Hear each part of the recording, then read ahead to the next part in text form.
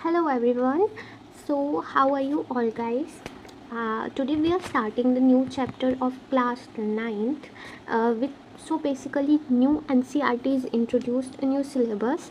जो पहले आपकी बुक्स रहती थी वो बुक रहती थी साइंस की बेसिकली, ठीक है, साइंस की बेसिकली वो डिफरेंट बुक्स जो हैं रहती थी आपकी क्लास नाइन्थ के स्टैंडर्ड के लिए। बट अभी जो है एक न्यू सिलेबस इंट्रोड्यूस किया गया है जिसके अंडर में अभी हम जो है केमिस्ट्री की स्टार्टिंग करने वाले हैं। एंड उसके बाद अगर जैसे ही इस सीरीज़ में केमिस्ट्री कंप्लीट होगी, अगर आपको बायो की भी वीडियोस चाहिए होंगे तो डेफिनेटली आप कमेंट कर सकते हैं, मैं बायो की भी वीडियोस बनाऊंगी। एंड अगर आपको मेरी वीडियोस जो है अच्छे लगते हैं, आप पहली बार इस चैनल पे आए हो तो आप प्लीज़ इस चैनल को लाइक एंड सब्सक्राइब कर दीजिएगा। सो आज हम जो चैप्टर स्टार्ट करने वाले हैं स्टूडेंट्स, वो है chapter number 5, exploring mixtures and their separation. Okay, so basically अगर मैं आपसे पूछूं कि what is a mixture, so what will be the first thought in your mind, can you tell मी।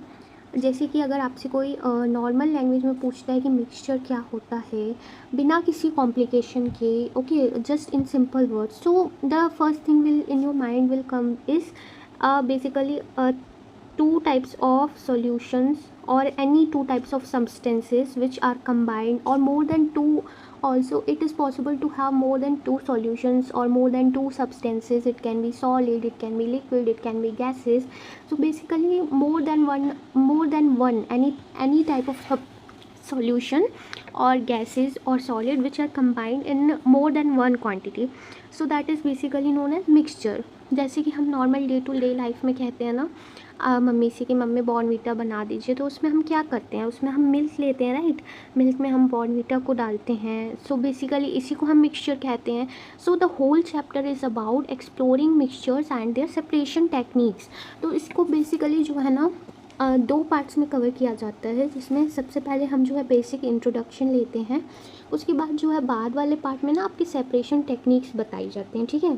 तो अभी जो है हम बेसिक से एकदम स्टार्ट करेंगे ताकि आपको कोई भी प्रॉब्लम ना हो जब आप एग्ज़ाम देने जाएं, क्योंकि इससे पहले जो है आपके स्टार्टिंग जो है इस चैप्टर से नहीं होती थी। अभी आपका एकदम न्यू कॉन्सेप्ट आया, राइट, आपके लिए। तो मैं बिल्कुल आपको बेसिक से समझाऊंगी ताकि आपको इस चैप्टर में कोई भी प्रॉब्लम ना आए जब भी आप इस चैप्टर के एग्ज़ाम्स वगैरह दें। आप प्रॉपर मेरे वीडियो से आप नोट्स बना के बिल्कुल बिना किसी हेजिटेशन के आप जो हैं एग्ज़ाम्स में बैठ सकते हैं। तो चलिए बिना टाइम वेस्ट किए सबसे पहले हम अपने टॉपिक पे आते हैं। तो एक्सप्लोरिंग मिक्सचर एंड सेपरेशन में जो फर्स्ट पेज आपका दिया हुआ है एनसीईआरटी में, हम उस पर चलते हैं। Okay, let's go to the first page. सबसे पहले फर्स्ट पेज में आपका ये जो है इंट्रोडक्शन दिया हुआ है। Then in the second page it is asking as, have you ever wondered how sweet white crystals of sugar are obtained from tall green sugarcane plants, or how do doctors detect diseases like malaria using just a few drops of blood? Many such everyday activities are made possible by techniques based on the fascinating science of separating mixtures. Okay, तो students इसमें इस paragraph का क्या meaning है, basically कह रहा है कि जो वाइट क्रिस्टल्स होते हैं हमारे शुगर केन के, ठीक है, वो हम शुगर केन से हम कैसे जो है प्रॉपर वाइट कलर के जो क्रिस्टल्स रहते हैं शुगर के, वो हम कैसे ऑब्टेन करते हैं। क्या कभी आपने इस बारे में सोचा है, क्या आपने कभी थिंक किया है इस बारे में, ठीक है। एंड सेकेंड लाइन कह रहा है, how do doctors detect diseases like malaria using just a few drops of blood. Like जब भी आप कभी डॉक्टर्स के पास गए होगे, आपने देखा होगा कि ब्लड सैंपल्स लिए जाते हैं, उसकी टेस्टिंग होती है, उसके बाद जो भी प्रॉब्लम है वो डिटेक्ट हो जाती है। तो ये सब एक्टिविटीज़ क्यों पॉसिबल हो पाती हैं, तो इसका आंसर ये है कि जो टेक्निक्स रहते हैं fascinating science of separating mixtures, तो वो जो टेक्निक्स रहती हैं वो बेसिकली इसी चैप्टर की वजह से पॉसिबल हो पाती है, इसी फिनोमेना की वजह से पॉसिबल हो पाती है, सेपरेटिंग मिक्सचर टेक्निक्स की वजह से, ठीक है। तो ये हमारी डे टू डे लाइफ में भी इतना इंपॉर्टेंट होता है स्टूडेंट्स, क्योंकि जैसे कि आपने सुना होगा ORS, ओके, ORS सुना होगा आपने, जो कभी डिहाइड्रेशन हो जाता है बॉडी में या फिर डायरिया हो जाता है ना, तो आप जो है ORS का यूज़ करते हैं। लेकिन अगर ORS जो है प्रॉपर तरीके से उसमें जो है प्रॉपर क्वांटिटी में मिक्स ना किया जाए सब्सटेंस, तो उसका जो है कोई यूज़ नहीं होता है, राइट। ओआरएस में भी एक कंडीशन रहती है कि आपका ये जो है सब्सटेंस इतने अमाउंट में होना चाहिए, ए सब्सटेंस इतने में अमाउंट में होना चाहिए, बी सब्सटेंस इतने अमाउंट में होना चाहिए, फिर उसको ऐड करके ही आपका ओआरएस बनाया जाता है, जो कि हम आगे एग्जाम्पल में डिटेल में पढ़ेंगे भी। बट मैं आपको एक इंट्रोडक्शन दे रही हूँ ताकि आपको समझ में आए कि हम ये चैप्टर पढ़ क्यों रहे हैं। तो जो है मिक्सचर्स का ना बहुत ही इंपॉर्टेंट रोल होता है हमारे डे टू डे लाइफ में, इसी वजह से हम जो है इस चैप्टर को पढ़ रहे हैं, ताकि केमिस्ट्री की हम इस इम्पॉर्टेंट फिनोमेना को डे टू डे लाइफ में भी अप्लीकेबल कर पाएँ। ओके, इतना आपको क्लियर हो गया होगा, आई होप सो। तो हम नेक्स्ट चीज़ पे चलते हैं, जिसमें लिखा हुआ होगा you have learned about mixtures and some simple methods to separate them in this chapter.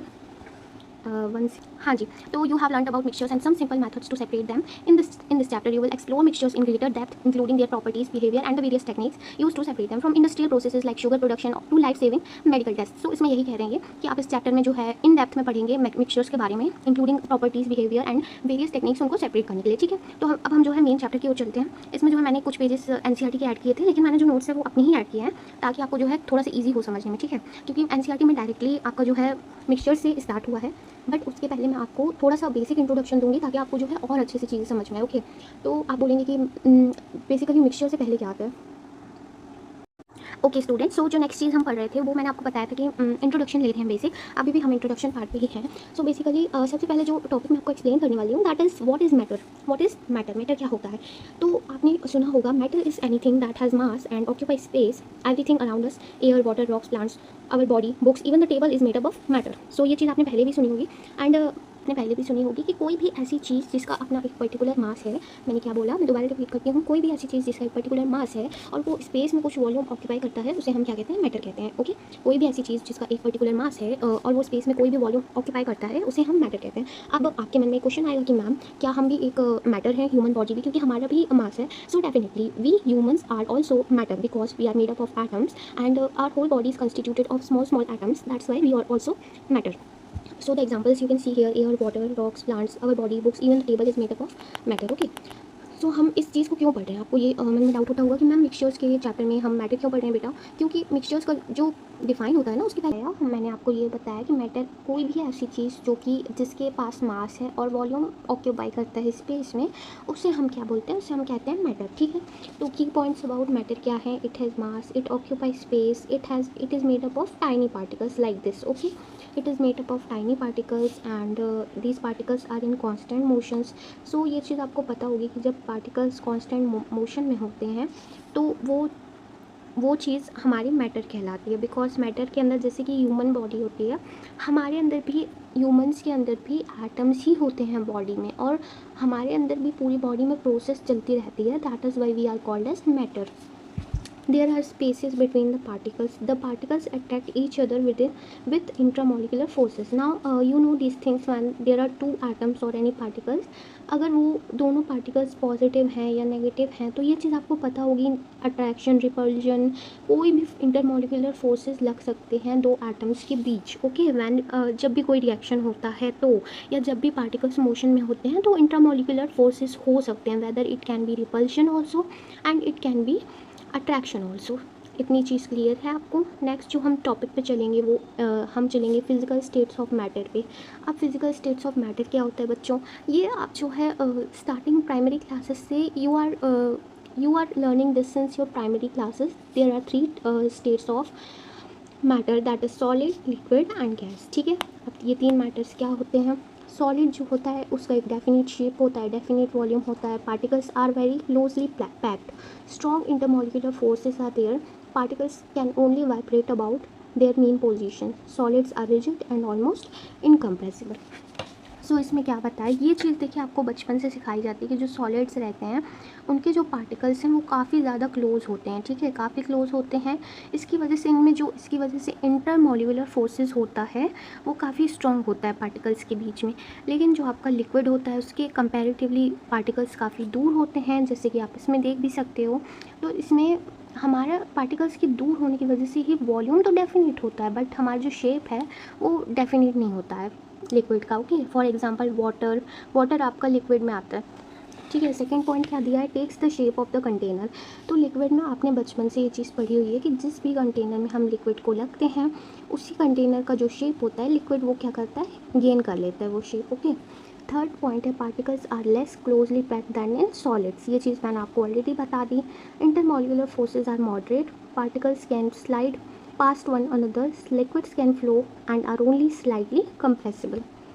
ये सिर्फ बच्चों आपके बेसिक इंट्रोडक्शन के लिए, आप इसको ऐसे ही रीड कर सकते हो, एग्जांपल्स को रीड कर सकते हो, क्योंकि ये ऑलरेडी आपको पता होता है। गैस में क्या होता है, डेफिनेट शेप भी नहीं होता है, डेफिनेट वॉल्यूम भी नहीं होता है, और एक्सपेंड करता है इंटायर कंटेनर को फिल करने के लिए। पार्टिकल्स बहुत ज़्यादा दूर होते हैं as compare to solid and liquid, and intermolecular forces are extremely weak. जब पार्टिकल्स काफ़ी ज़्यादा दूर होते हैं तो इसके अंदर फोर्सेज भी क्या है, काफ़ी वीक होते हैं। ओके, ये चीज़ आपको इतनी क्लियर हो गई हो कि गैसेस आर हाईली कंप्रेसिबल। जब पार्टिकल्स काफ़ी दूर होते हैं ना तो गैसेस कंप्रेसिबल नेचर की होती हैं। ये आपके एग्जांपल्स दिए हुए हैं, आप रीड कर सकते हैं इसे। नेक्स्ट जो है हम चलते हैं चेंजेस ऑफ स्टेट्स पे, फेज ट्रांजिशंस पे। जब आपका जो है सॉलिड कन्वर्ट होता है लिक्विड में तो उसे हम क्या बोलते हैं, मेल्टिंग बोलते हैं। सिमिलरली लिक्विड जब आपका चेंज होता है सॉलिड में तो उसे हम फ्रीजिंग बोलते हैं। जब लिक्विड आपका गैस में चेंज होता है तो उसे हम कहते हैं इवापोरेशन, लेकिन जब गैस आपका लिक्विड में चेंज होता है तो उसे हम कहते हैं कंडेंसेशन।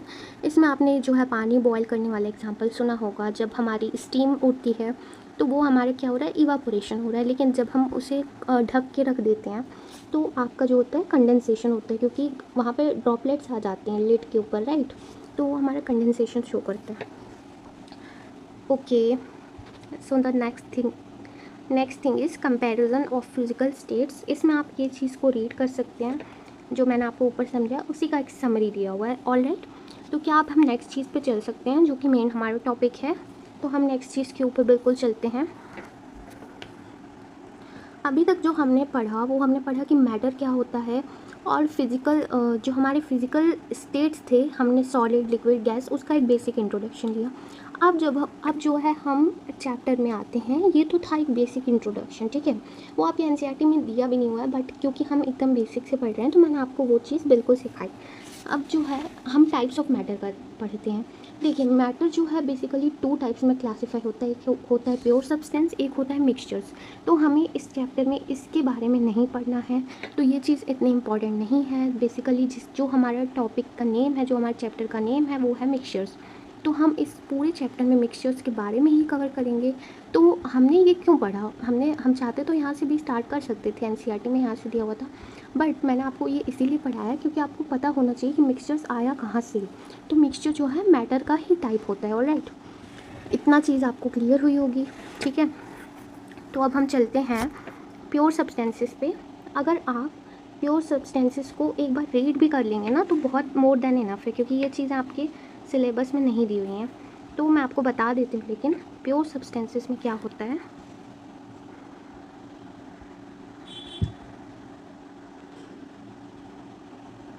देखिए students, pure substances have a fixed and definite chemical composition and uniform properties through out. They can not be separated by physical methods. Pure substances क्या होते हैं, ऐसे एक उनमें जो है फिक्स्ड केमिकल कंपोजिशन होती है एंड यूनिफॉर्म प्रॉपर्टीज़ होती हैं थ्रू आउट। उनको जो है फिजिकल मेथड से सेपरेट नहीं किया जाता है। तो जो मिक्सचर है उसको आप इम्प्योर सब्सटेंसेस भी बोल सकते हो, क्योंकि हम उसे सेपरेशन टेक्निक से सेपरेट कर सकते हैं। एंड जो आपका प्योर सब्सटेंसेस होता है उसमें थ्रू आउट आपका जो है केमिकल कंपोजिशन यूनिफॉर्म होता है। मतलब जैसे यूनिफॉर्म कंपोजिशन क्या होता है, मतलब जैसे आप कोई एटम देख रहे हो, उसके अंदर आपको अगर हाइड्रोजन मिल रहा है तो आपका सिर्फ और सिर्फ हाइड्रोजन ही होगा, कोई और एटम आपका वहाँ पे प्रेजेंट नहीं होगा। उसको बोला जाता है डेफिनेट या फिर यूनिफॉर्म प्रॉपर्टीज़, ठीक है। मतलब वहाँ पर सिर्फ एक ही एटम प्रेजेंट है, वहाँ पर कोई और एटम प्रेजेंट नहीं है। इस चीज़ को बोला जाता है uniform properties. Are basically of 2 types, elements and compounds made up of only one type of atom, cannot be broken down into simpler substances represented by symbols। तो देखिए एलिमेंट्स क्या होता है, एलिमेंट्स आपका जो है सिंपलेस्ट फॉर्म ऑफ जो होता है कंपाउंड होता है, जिसमें आपका जो एटम है ओनली 1 एटम प्रेजेंट होता है, उसके अलावा आपको जो है कोई दूसरा एटम नहीं प्रेजेंट होता है। जैसे कि आप एग्जांपल दे सकते हैं hydrogen atom, oxygen atom, iron, gold, ये सब आपके क्या है एग्जांपल्स हैं एलिमेंट्स के। मतलब बेसिकली एलिमेंट्स एक ऐसा सब्सटेंस होता है जहाँ पर सिर्फ एक ही सिंगल एटम प्रेजेंट होता है, सेम, उसके अलावा कोई भी नहीं प्रेजेंट होता है एटम। और तो गाइस हमने अभी पढ़ा था एलिमेंट्स के बारे में, अभी हम पढ़ रहे हैं कंपाउंड्स, जिसमें कि हमने पहले एलिमेंट्स में देखा था कि जो भी सिंगल हमारे एटम्स होते हैं, जैसे कि for example H2, O2 and Fe, these types of atoms are called elements. And now we are studying about compounds, as we have discussed earlier also that pure substances is of two types, elements and compounds. But in this chapter we will study about only mixtures, so we will focus on mixtures only, but we are studying this for only introduction purpose. So we were studying about elements and compounds. We discussed about elements, and right now we are discussing about compounds. So what is compound? देखिए जो compound होता है वो to और more different elements से chemically combined होके बनता है, और वो एक पर्टिकुलरली फिक्स्ड रेशियो में होता है। जैसे कि फिक्स्ड रेशियो क्या होता है, आप सपोज करिए आपके पास वाटर का जो है कंपाउंड है, तो हम H2O को कंपाउंड बोलते हैं, हम एटम तो बोलते नहीं हैं, लेकिन जो हमारा एलिमेंट होता है उससे हम एटम कह सकते हैं पर्टिकुलरली। क्यों? क्योंकि वो H2 सिंगल एटम होता है, राइट। और वो भले ही आपका हाइड्रोजन सिंगल होता है एंड ऑक्सीजन आपका O2 होता है, लेकिन फिर भी हम उससे कंपाउंड नहीं कंसीडर करेंगे। क्यों नहीं करेंगे?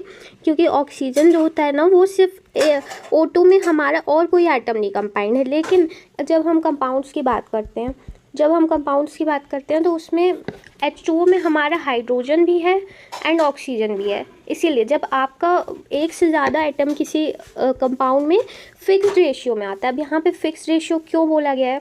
क्योंकि फिक्स्ड रेशियो बहुत इंपॉर्टेंट चीज़ होती है। अगर आप किसी भी कंपाउंड में फिक्स्ड रेशियो नहीं लेते हैं तो उसका आपका केमिकल कंपोजिशन सही से नहीं डिफाइन हो पाता है। क्यों? क्योंकि देखिए अगर हम वाटर के मॉलिक्यूल की बात करते हैं तो वाटर के मॉलिक्यूल में आपको पता है कि 2 हाइड्रोजन एटम्स होते हैं एंड एक ही ऑक्सीजन होता है। अगर मैं आपको बोलूँ कि यहाँ पर एक हाइड्रोजन एटम और मैंने 2 ऑक्सीजन ले लिए तो वो HO2 हो जाएगा, तो क्या हम उसको वाटर बोल सकते हैं? नहीं बोल सकते हैं, राइट, क्योंकि हमारा केमिकल कंपोजिशन ख़राब हो चुका है उसमें। इसीलिए यहाँ पर जो है फिक्स्ड रेशियो की बात इतनी इम्पॉर्टेंट है ना, कि आपको जो इस पूरे पैराग्राफ में है ना सिर्फ एक ही चीज़ ध्यान रखनी है, कंपाउंड क्या होता है? जो एक एटम से ज़्यादा से मिलके बना हो फिक्स्ड रेशियो में। क्योंकि एक एटम से ज़्यादा अगर आप कोई भी चीज़ ले लेंगे लेकिन उसका कंपोजिशन सही नहीं होगा तो उस आपका जो है वो पर्टिकुलर कंपाउंड वेस्ट हो जाएगा, आपका किसी यूजेस में नहीं रहेगा। लाइक वो कंपाउंड भी कुछ ना कुछ बनेगा, बट अगर आपको बोला जा रहा है कि आपको पर्टिकुलरली वाटर बनाना है या CO2 बनाना है, NaCl बनाना है, सोडियम क्लोराइड बनाना है, तो उसके लिए आपको फिक्स्ड रेशियो लेना पड़ेगा। इसीलिए कंपाउंड की जो है काफ़ी ज़्यादा इंपॉर्टेंस इसमें बताई गई है। इसमें हमें ज़्यादा डिटेल में नहीं जाना है क्योंकि ये हमारे चैप्टर में नहीं है, ये तो आपको इंट्रोडक्शन पर्पस से बताया गया है कि प्योर सब्सटेंसेस 2 टाइप के होते हैं। नेक्स्ट हम चलते हैं मिक्सचर्स पे, ठीक है। तो ये आपका जो पर्टिकुलर चैप्टर है ये मिक्सचर्स के बारे में दिया हुआ है। तो हमारा फोकस जो है मैटर के 2, मैंने आपको बताया था कि मैटर के 2 टाइप्स होते हैं, प्योर सब्सटेंसेस एंड मिक्सचर्स। हमने मैटर का जो फर्स्ट टाइप था प्योर सब्सटेंसेस, उसको हमने एलिमेंट्स एंड कंपाउंड्स को डिफाइन कर लिया है। अभी हम जो है मेन टॉपिक पे चलेंगे। तो अभी हम मेन टॉपिक पढ़ेंगे जिसमें आपको ये देखना है कि होमोजीनियस एंड हेट्रोजीनियस मिक्सचर्स क्या होते हैं। Homogeneous and heterogeneous mixtures are type of mixtures, ये तो मैंने आपको अभी बता दिया इंट्रोडक्शन में, ठीक है। अब आपको देखना है कि एक्चुअली में होते क्या है होमोजीनियस एंड हेट्रोजीनियस मिक्सचर। तो अभी हम इनको डिस्कस करने वाले हैं। तो सबसे पहले होमोजीनियस मिक्सचर देखते हैं क्या होता है। अब होमोजीनियस मिक्सचर आपका जो है यूनिफॉर्म कंपोजिशन में होता है through out, only one phase is visible, components are not distinguishable by naked eyes, also called as solutions, example salt solution, air sugar solution etc. अब इसमें आप जो है सिंपल वर्ड्स में देखिए, जैसे आप पानी लेते हैं, ग्लास में वाटर लेते हैं, राइट, उसमें आपने अगर सॉल्ट को मिला दिया तो वो आपका क्या बन गया? एक सॉल्यूशन बन गया। आपको अगर मैं बोलूँ कि आप पानी और सॉल्ट को अलग करके दिखाइए, तो क्या आप अलग कर सकते हैं उसको? नहीं कर सकते। क्यों नहीं कर सकते? क्योंकि वो एक यूनिफॉर्म कंपोजिशन है। अब अगर मैं बोलूँ आप उसको किसी फ़िल्टर करके अलग कर दीजिए किसी प्रोसेस से, तो क्या आप उससे अलग कर सकते हैं? बिल्कुल नहीं कर सकते हैं। क्यों नहीं कर सकते? क्योंकि वो यूनिफॉर्म कंपोजिशन में है। एंड आपका जो हेट्रोजीनियस मिक्सचर होता है वो नॉन यूनिफॉर्म कंपोजिशन में होता है। तो उससे आप कंपोनेंट्स को डिस्टिंग्विशेबल कर सकते हैं, उससे आप वेरियस टेक्निक से सेपरेट भी कर सकते हैं। अब आप इसके एग्जांपल्स में भी देख सकते हैं, जैसे सॉल्ट सॉल्यूशन हो गया, एयर हो गया, शुगर सॉल्यूशन हो गया। अगर मैं आपको बोल दूँ वाटर में आप 1 ग्लास ऑफ वाटर में शुगर मिक्स कीजिए, तो क्या आप इसको थोड़ी देर बाद आप देखेंगे वाटर जो शुगर के पार्टिकल्स होते हैं वो वाटर में कम्प्लीटली डिज़ोल्व हो जाते हैं आफ्टर सम टाइम। देन अगर मैं आपको बोलूँ आप जो है किसी भी टेक्निक से शुगर से वाटर को अलग कर दीजिए, तो क्या आप अलग कर पाएंगे? बिल्कुल नहीं कर पाएंगे। यही डिफरेंस होता है होमोजीनियस और हेट्रोजीनियस मिक्सचर में। होमोजीनियस मिक्सचर में यूनिफॉर्म कंपोजिशन होती है एंड आपका हेट्रोजीनियस मिक्सचर में नॉन यूनिफॉर्म कंपोजिशन होती है, ठीक है। और इसमें ओनली 1 फेज विजिबल होता है, हेट्रोजीनियस मिक्सचर में 2 और मोर फेसेस विजिबल होते हैं। अब ये फेस क्या है? देखिए, जैसे आपने वाटर में सॉल्ट डिज़ोल्व किया, उसको आप नेकेड आई से बता नहीं सकते हैं कि ये एक सॉल्यूशन है कि ये सिंगल कंपोनेंट है। क्यों नहीं बता सकते हैं? क्योंकि वो आपको सेम ही दिखेगा। लेकिन जब आप ऑयल को वाटर में मिक्स करते हैं या फिर सैंड को वाटर में मिक्स करते हैं, सॉइल को मिक्स करते हैं, ग्रेनाइट को मिक्स करते हैं, तो आपको वो जो है डिफरेंट शो होगा आपको नेकेड आई से भी।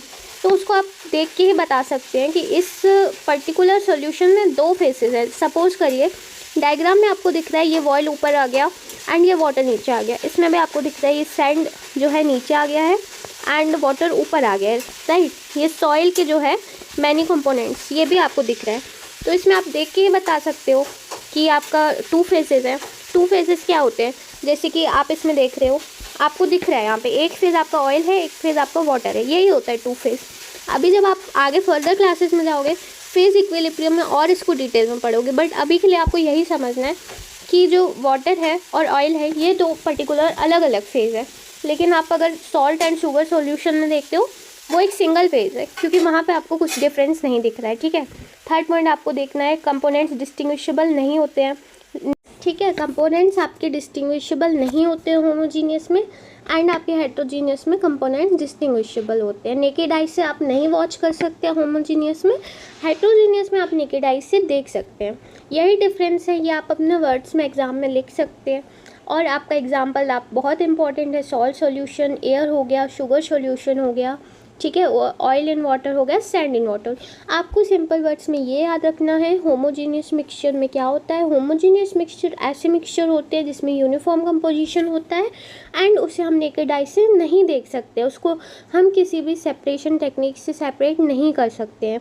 लेकिन हेट्रोजीनियस मिक्सचर में आपका जो है नॉन यूनिफॉर्म कंपोजिशन होता है, आप किसी भी सेपरेशन टेक्निक से उसको सेपरेट कर सकते हैं एंड आप उसे नेकेड आई से देख सकते हैं। कंपोनेंट्स को डिस्टिंग्विशेबल आप होते हैं एंड आप देख भी सकते हैं, यही आपका मेन है। और पार्टिकल्स के बारे में अगर मैं आपको बताऊं सॉरी, अगर मैं आपको पार्टिकल्स के बारे में बताऊं कि पार्टिकल्स कैसे होते हैं होमोजीनियस मिक्सचर में, तो होमोजीनियस मिक्सचर में पार्टिकल्स आप देख रहे हैं थोड़े दूर दूर है, ठीक है। ये आपके 2 सपोज़ करिए ये आपके 2 डिफरेंट कंपोनेंट्स हैं। जो ब्लू वाला है आपका, ये ब्लू वाला आपका जो है ये आपका वाटर का कंपोनेंट है एंड उसमें आपने सॉल्ट मिलाया है NaCl, तो उसके भी पर्टिकुलरली डिफरेंट होंगे। सपोज़ ये सोडियम है एंड ये Cl है, ठीक है। तो टोटल हमारे 3 डिफरेंट इसमें जो है आपको एटम्स दिखेंगे, पार्टिकल्स। तो इसका आपने जब मिक्स किया है, राइट, तो जब आपने इसको मिक्स किया है तो आप देख पाएंगे कि ये थोड़े दूर दूर है। अब थोड़े दूर दूर क्यों हैं ये? क्योंकि इसमें एक यूनिफॉर्म कंपोजिशन है। अगर आपसे एग्ज़ाम में ये डिफरेंस पूछा जा सकते हैं तो आप ड्रॉ भी कर सकते हैं इसको कि आप ये इनके पार्टिकल्स जो होते हैं वो दूर दूर होते हैं, क्योंकि एक यूनिफॉर्म कंपोजिशन में होते हैं एंड इनको आप जो है डिस्टिंग्विश नहीं कर सकते नेकेड आई से, इसीलिए ये दूर दूर होते हैं। जब आप हेट्रोजीनियस मिक्सचर में देखेंगे तो डेंसली पैक्ड हैं सारे एटम्स। जैसे कि आप इसमें देखेंगे ऑयल के एटम्स जो हैं वो आपको अलग दिखेंगे साथ में, एंड वाटर के एटम्स अलग दिखेंगे एंड ग्रीन कलर के एटम्स अलग दिखेंगे। ऐसे क्यों हो रहा है? ऐसा इसीलिए हो रहा है गाइस क्योंकि जो इसमें है नॉन यूनिफॉर्म कंपोजिशन है एंड दोनों फेज आपको सेपरेटली डिस्टिंग्विशेबल होते हैं अपनी नेकेड आई से। तो इसमें आपको जो है कोई भी मिक्स्ड एटम्स नहीं दिखेंगे, इसमें अलग अलग एटम्स आपको जो है डिस्टिंग्विशेबल दिखते हैं अपने नेकेड आई से। तो इससे भी आप बता सकते हो कि अगर आपको क्वेश्चन आता है तो आप ये डायग्राम भी ड्रॉ कर सकते हो सिंपली। उसमें क्या है कि आपको अच्छे से आप डिफाइन कर पाओगे। तो अभी हमने होमोजीनियस हेट्रोजीनियस मिक्सचर पढ़ा। इसके की पॉइंट्स जो है, कुछ की पॉइंट्स आप ध्यान रख सकते हैं। Matter exist in different forms and can be classified based on composition. Pure substances have fixed composition and distinct properties. Mixtures have variable composition and can be separated by fixed physical methods. अच्छा, एक चीज़ मैंने आपको नहीं बताई, pure substances जो होते हैं वो एक फिक्स्ड कंपोजिशन में होते हैं, उसकी कुछ डिस्टिंक्ट प्रॉपर्टीज़ होती हैं।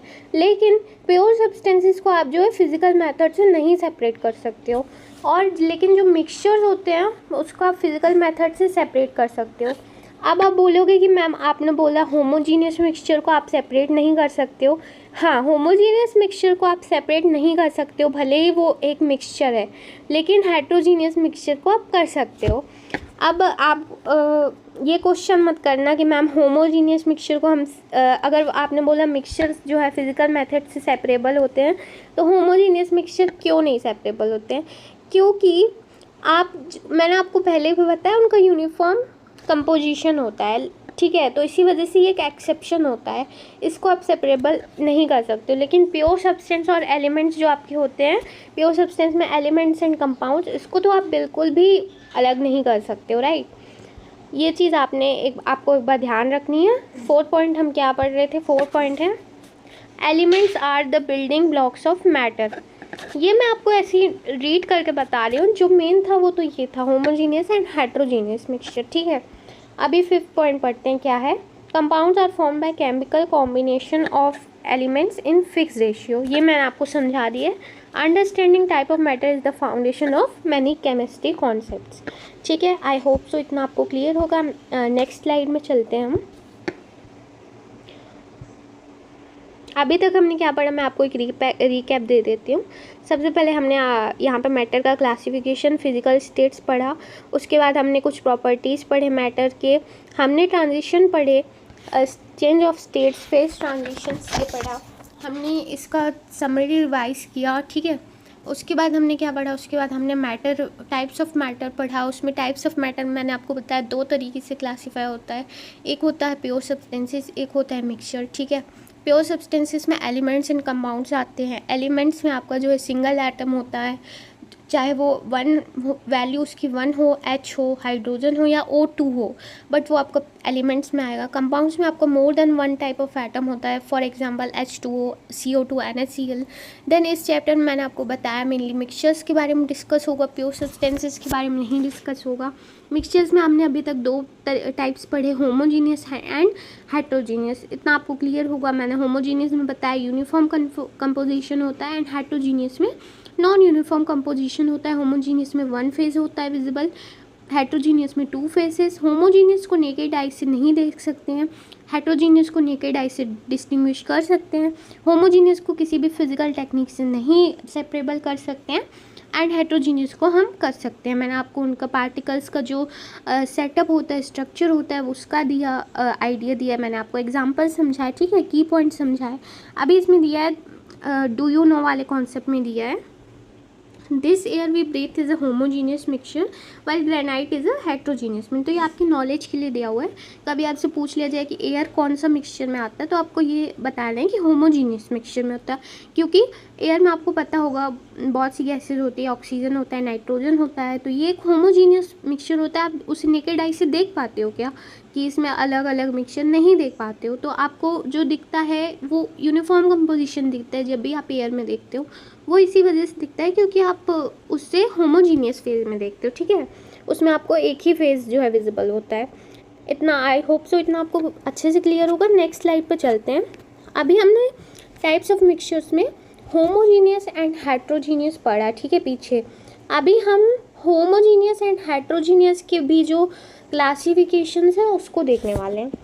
ठीक है, होमोजीनियस एंड हेट्रोजीनियस की क्लासिफिकेशन। तो स्टार्ट करते हैं गाइस। अभी हमने होमोजीनियस हेट्रोजीनियस मिक्सचर की डेफिनेशन पीछे ही पढ़ी है। अभी हम जो है इसके टाइप्स भी देखेंगे। अब homogeneous mixtures have the same composition and properties throughout, only one phase is visible, एक second, only one phase is visible, the components are uniformly distributed and can not be distinguish by naked eyes. एक चीज़ मैंने और भी बताई आपको, जो इससे है सेपरेट नहीं किया जा सकता है। ठीक है, अपने वर्ड्स में लिख लेना कि किसी भी फिजिकल मेथड में से सेपरेट, अगर आप देखोगे ना एक चीज़, इसको सेपरेट करना पॉसिबल होता है। ठीक है, पॉसिबल होता है, लेकिन जैसे आपको एक डाउट आएगा कि मैम आपने बोला कि मिक्सचर्स में हम सेपरेट कर सकते हैं फिज़िकल टेक्निक से, तो होमोजीनियस मिक्सचर्स को क्यों नहीं कर सकते हैं?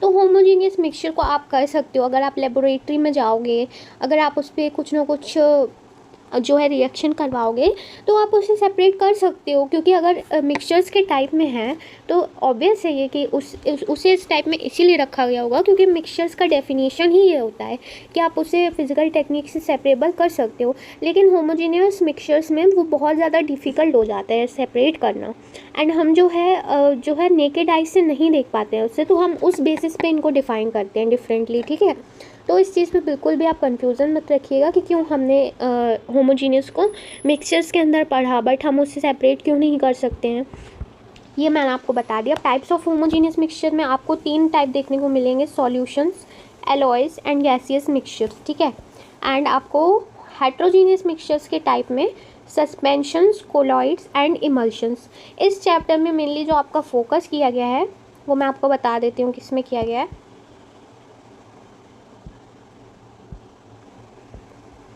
इस चैप्टर में गाइस मेनली आपका जो फोकस किया गया है वो, जस्ट अ सेकेंड, हाँ जी, इस चैप्टर में आपका जो है mainly solutions, alloys, gaseous mixtures पे नहीं फोकस किया गया है, तो इसको आपको डिटेल में नहीं पढ़ना है। बेसिकली सॉल्यूशंस, एलॉयज़, एंड यहाँ पे आपको जो पढ़ना है, यहाँ पे आपको कॉलॉइड्स पढ़ना है। ठीक है, सस्पेंशंस पढ़ना है, इमल्शंस नहीं पढ़ना है। ठीक है, और मेनली जो है ये 3 होंगे, कॉलॉइड्स होगा and colloids, solution and alloys. इनमें होमोजीनियस में 2 चीज़ें पढ़नी होगी, सॉल्यूशन, अलॉयज़, एंड हेट्रोजीनियस में कोलॉइड्स। ये 3 मेनली आपको डिटेल में डिस्कस किए गए हैं एनसीईआरटी में, तो आपको इस पर फोकस रखना है। ठीक है, अभी हम इसका इंट्रोडक्शन लेते हैं, सॉल्यूशन क्या होता है। ठीक है, तो मैंने आपको बताया solution is a homogeneous mixture. Solution is a homogeneous mixture of 2 or more substances where one substance is solute and other substance is solvent. Particle size is less than 1 nanometer. ठीक है, इसे मैंने आगे आपको जो है एक एक करके तीनों चीज़ें समझाऊंगी। अभी मैं सिर्फ आपको डेफिनेशन समझा रही हूँ। ये वही चीज़ है जो मैंने आपको पीछे पढ़ाई थी। पीछे मैंने आपको होमोजीनियस मिक्सचर के टाइप में आपको बताया था सॉल्यूशन क्या होता है। तो ये सॉल्यूशन वही है। आपको पता होगा कि जब हम कोई भी कंटेनर लेते हैं एंड उसमें हम जो है एक चीज़ डालते हैं पहले से, जैसे कि वाटर हो गया, तो उसे हम बोलते हैं सॉल्वेंट। उसे हम क्या बोलते हैं? सॉल्वेंट। उसमें हमने कुछ एक्स्ट्रा डाला, ऊपर से ऐड किया, उसे हम बोलते हैं सॉल्यूट। ठीक है, और सॉल्यूट प्लस सॉल्यूशन का जो कॉम्बिनेशन बनता है, सॉल्यूट प्लस सॉल्वेंट का जो कॉम्बिनेशन बनता है, उसे हम कहते हैं सॉल्यूशन। ये चीज़ तो आपको पहले से पता होगी, फिर भी मैंने आपको एक बार बता दी, तो वही चीज़ यहाँ पे मेंशन है कि सॉल्यूशन क्या होता है। ठीक है, आप इसको रीड करिए। Solution is a homogeneous mixture of 2 और more substances where one substance is solute is dissolved in another substance solvent and the particle size is less than 1 nanometer. पूरे पैराग्राफ में आपको जो है एक ही इंपॉर्टेंट चीज़ देखने को मिलेगी, वो क्या है? वो ये है, particle size is less than 1 nanometer. ये चीज़ आपको ध्यान रखनी है, मैंने हाईलाइट भी कर दी। ठीक है, एक second guys, particle size is less than 1 nanometer, ये आपको याद रखना है। एग्जाम्पल्स क्या हैं? Salt in water, sugar in water, alcohol in water, air, ये सारे आपके सॉल्यूशंस में आते हैं। नेक्स्ट हम चलते हैं एलॉयज़ में। एलॉयज़ क्या होता है? Alloys are homogeneous mixtures of 2 or more metals or a metal and a non-metal. अब यहाँ पे क्या बोला है? 2 or more metals और a metal and a non-metal. अब यहाँ पर homogeneous mixture में क्या है? Alloys में metal plus metal भी हो सकता है, metal plus metal and metal plus non-metal भी हो सकता है, non-metal। ठीक है, दोनों में से कुछ भी हो सकता है, यही बताया गया है यहाँ पे, उसको आप एक बार देख लीजिए। हैविंग मेटेलिक प्रॉपर्टीज़, दोनों में से जो भी कॉम्बिनेशन बनेगा उस दोनों की ही मेटेलिक प्रॉपर्टीज़ होंगी। यहाँ पर भी आपको जो एक चीज़ ध्यान रखनी है, क्या ध्यान रखना है आपको यहाँ पे, मैं हाईलाइट कर देती हूँ। Particle size is greater than 1 nanometer. Okay,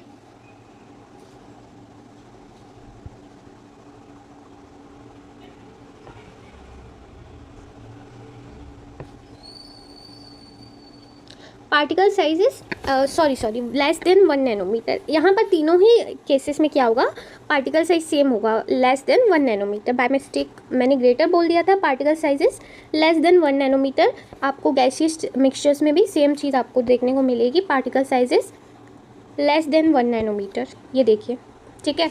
तो अब आप इसमें ये चीज़ क्या नोटिस करते हो, इसमें जो पार्टिकल साइज़ है वो वेरी वेरी स्मॉल है, it's less than even 1 nanometer, ठीक है। ये मैं आपको क्यों बार बार ये चीज़ हाईलाइट करके रिपीट कर रही हूँ, जब इसके बाद टिंडल इफेक्ट आएगा ना, तो उसमें ये चीज़ बहुत मैटर करती है कि पार्टिकल का साइज़ क्या है।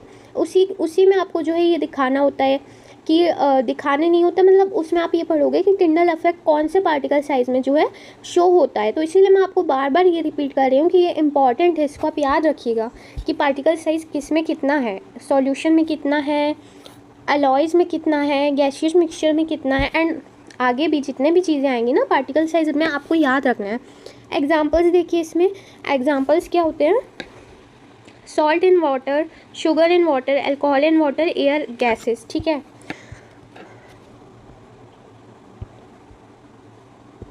यहाँ पे क्या एग्जाम्पल्स होते हैं, यहाँ पे एग्जाम्पल्स हैं, ब्रास हो गया Cu+Zn, ब्रॉन्ज हो गया, स्टेनलेस स्टील हो गया, ठीक है। गैसियस मिक्सचर में एयर हो गया, LPG हो गया, नेचुरल गैस हो गया, मीथेन प्लस अदर गैसेस से बनता है नेचुरल गैस, ठीक है। ये आपको याद रखना है। अब हम चलते हैं टाइप्स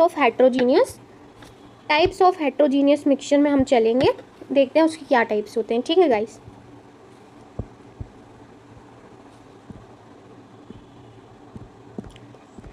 जस्ट अ सेकेंड, इसको इरेज कर देती हूँ।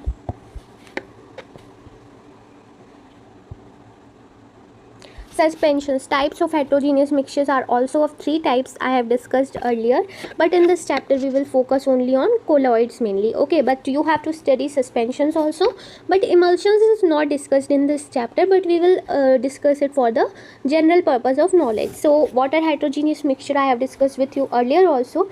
Heterogeneous mixtures have different composition and properties in different parts. 2 or more phases are visible. The components can be distinguished by naked eyes or under a microscope also. Now we will study about suspensions. So particle size is larger than 1000 nanometer. Now in this thing you have also, in this thing, types of heterogeneous mixture, here also you have to remember particle size, which is very very important. In homogeneous mixture it's less than 1 nanometer, but here it's larger than 1000 nanometer. They do not dissolve, they settle down on standing and can be separated by filtration. अब ये चीज़ क्या होती हुई है, ये suspension जो है आपके एक दूसरे में डिज़ोल्व नहीं होते। जैसे पीछे मैंने आपको एग्जांपल बताया था ना, सैंड इन वाटर, तो वो इसी का एग्जांपल था सस्पेंशंस का, ठीक है। ऐसे पार्टिकल्स जो डिज़ोल्व नहीं होते हैं और they settle down on standing and can be separated by filtration, इनको हम क्या कहते हैं, सस्पेंशंस। आप उन्हें नेकेड आई से देख सकते हो, आप उन्हें सेपरेट कर सकते हो फिल्ट्रेशन से, और जैसे ही आप उनको डिज़ोल्व करते हो they settle down on standing.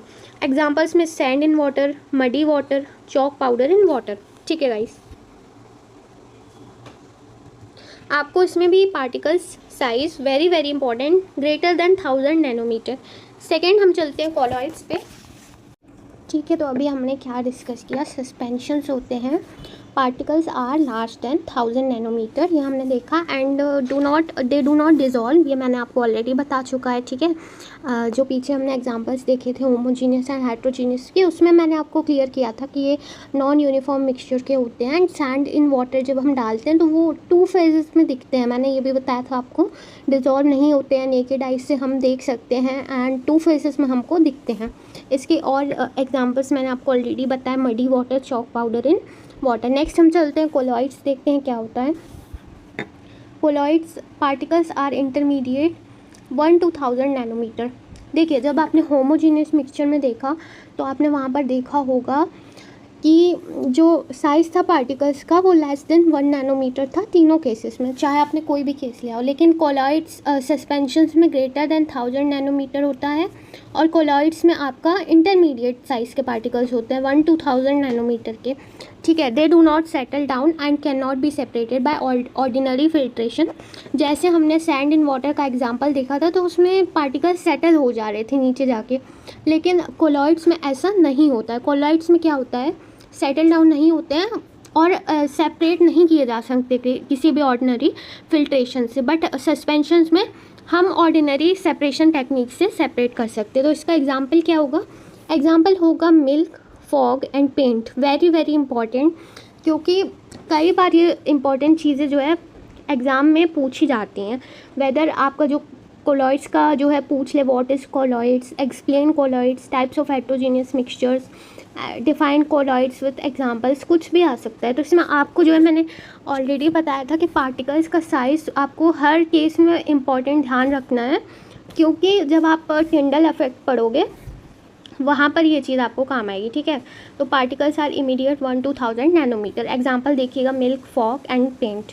Same यहाँ पे सैंड वाटर, मडी वाटर मैंने आपको ऑलरेडी बता चुका है। नेक्स्ट हम चलते हैं इमल्जन्स की तरफ। देखिए आपको जो है डिटेल में सिर्फ 3 ही चीज़ें पढ़नी है, वो मैं आपको आगे और अच्छे से पढ़ाऊँगी। सॉल्यूशंस, एक आपको पढ़ना है सॉल्यूशंस, ठीक है। सेकेंड आपको पढ़ना है एलॉयस, ये हम अलग से पढ़ेंगे, बट सॉल्यूशंस एंड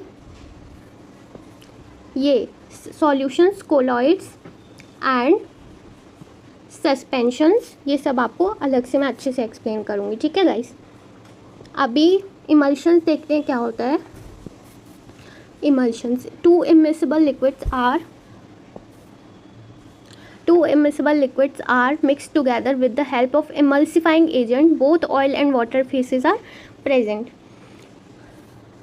तो इसमें टू इमिसिबल लिक्विड्स, अब इमिसिबल लिक्विड्स क्या होते हैं, इमिसिबल लिक्विड्स ऐसे लिक्विड्स होते हैं जो आपस में मिक्स नहीं किए जा सकते, मतलब उन्हें आप किसी भी तरीके से कंबाइन करने की कोशिश करो, उनके जो कंपोनेंट्स होंगे वो हमेशा अलग तरीके से एग्जिस्ट करेंगे, वो कभी भी मॉलिक्यूल जो है कंबाइन नहीं होंगे। उसकी वजह से जैसे मैंने आपको पीछे एग्जांपल्स दिए थे, जो मैंने आपको मॉलिक्यूल्स एटम्स थे वो भी शो किए थे, होमोजीनियस और हेटेरोजीनियस के अलग अलग, तो इसमें भी सेम ही है कि इमिसिबल लिक्विड्स होते हैं। ठीक है, मतलब वो उनको आप मिक्स करोगे तो वो आपस में कंबाइन नहीं होंगे। जैसे suppose oil in water, example दिया हुआ है यहाँ पे, oil in water, like milk, mayonnaise. ठीक है, ये भी है एग्जांपल।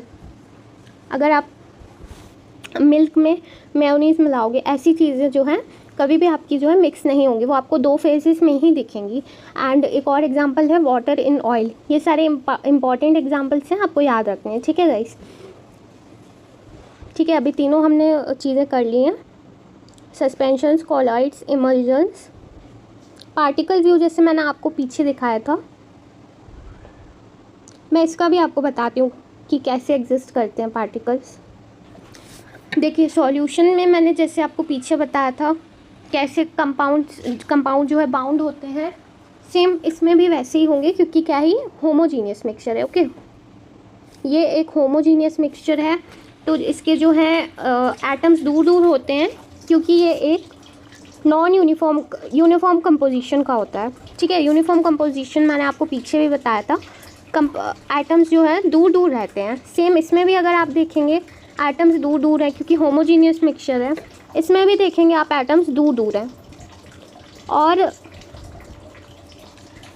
जब आप हेटेरोजीनियस में देखेंगे तो आपको एक कोलॉइड्स जो है, आपको जो है एटम एकदम पास पास दिखेंगे, ऐसे लगेगा कि एटम एक दूसरे से बॉन्ड बना रहे हैं। जैसे मैंने आपको पीछे दिखाया था कि होमोजीनियस में एकदम ही जो है गैप बहुत ज़्यादा होता है। ठीक है, तो उसकी वजह से पार्टिकल साइज़ भी वहाँ पे स्मॉल होता है, लेकिन यहाँ पे पार्टिकल साइज़ लार्जर होता है। जैसे कि यहाँ पे लिखा हुआ है ग्रेटर देन 1000 नैनोमीटर। तो आप यहाँ पे डायग्राम में देखेंगे तो आपको क्लियरली डिफरेंस दिखेगा कि ये नीचे देखिए जो आपके सैंड के एक सेकेंड, जो आपके ये सैंड के पार्टिकल्स हैं, आप क्लियरली देख सकते हैं कि ब्लू वाले पार्टिकल्स के साथ कैसे कोलॉइड हो रहे हैं। कैसे बॉन्ड तरीके एक बॉन्ड बना रहे हैं, ओके। और इतने दूर नहीं है जितने होमोजीनियस के एकदम ज़्यादा गैप में है, ये थोड़े पास पास हैं। आप ध्यान से देखेंगे, ये येलो वाला मिल्क के पार्टिकल्स देखिए, येलो वाला अलग पार्टिकल्स है, ब्लू वाला अलग पार्टिकल्स है।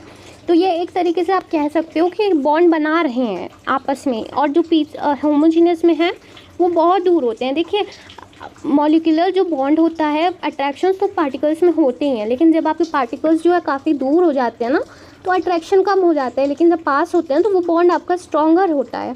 जब आप आगे की क्लासेस में जाओगे ना, तब आप ये चीज़ें पढ़ते हो केमिकल बॉन्डिंग चैप्टर में, कि कैसे मॉलिक्यूल्स अरेंज होते हैं, एटम कैसे अरेंज होते हैं।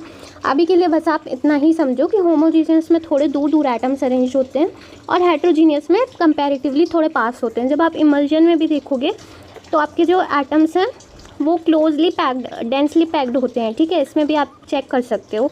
होमोजीनियस से ये मैच नहीं होते हैं, होमोजीनियस में बहुत डिफरेंस होता है।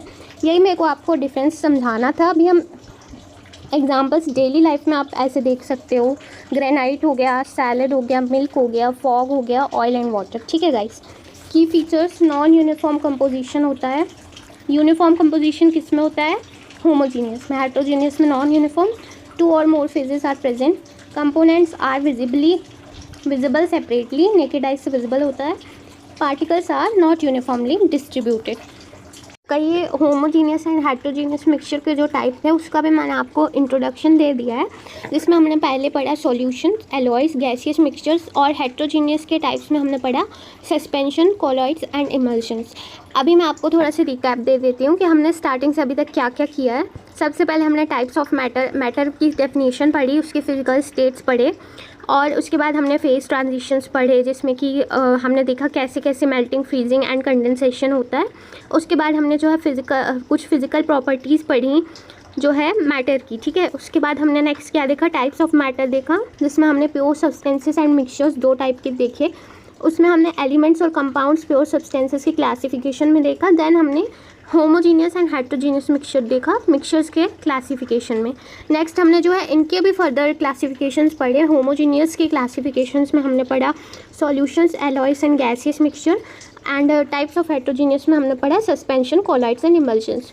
हर टॉपिक के बाद मैं आपको रिकैप इसलिए देती हूँ ताकि आपको थोड़ा रिवाइज हो जाए। एंड अभी मैंने आपको बताया था कि इसमें हम आगे पढ़ेंगे solutions, alloys, suspensions and colloids. ये 4 चीज़ें मेनली आपकी इंपॉर्टेंट है जो इस चैप्टर में मेंशन है। गैसेस, मिक्सचर्स एंड इमल्शंस नहीं मेंशन है आपके, ठीक है। तो सॉल्यूशन और gases, solution, suspensions and colloids हम साथ में पढ़ेंगे। एलॉयज को हम अलग से पढ़ेंगे, ठीक है, क्योंकि ये अलग टॉपिक हो जाता है। तो चलिए हम स्टार्ट करते हैं। नेक्स्ट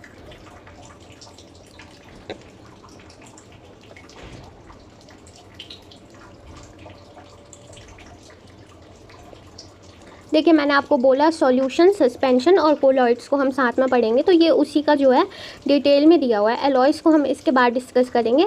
तो सॉल्यूशन को ही हम क्या कहते हैं? True solution. सॉल्यूशन और ट्रू सॉल्यूशन जो है सेम चीज़ होती है। सॉल्यूशन और ट्रू सॉल्यूशन जो है सेम चीज़ होती है। तो हम इसको पढ़ते हैं।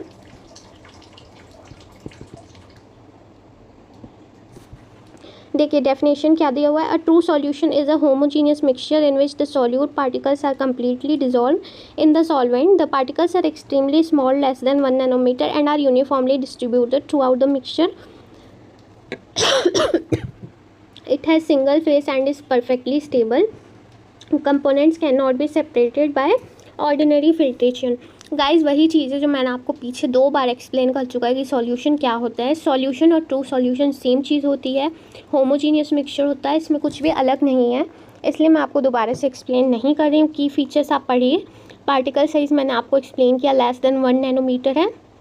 होमोजीनियस होता है, सिंगल फेज होता है, ट्रांसपेरेंट होता है, नेकेड आई से देख सकते हैं, और पार्टिकल्स जो है इसके नेकेड आई से नहीं विजिबल होते हैं, sorry. And particles are not visible even under the microscope. Even अगर आप माइक्रोस्कोप से भी देखते हैं, आप पार्टिकल्स को नहीं देख सकते हैं separately.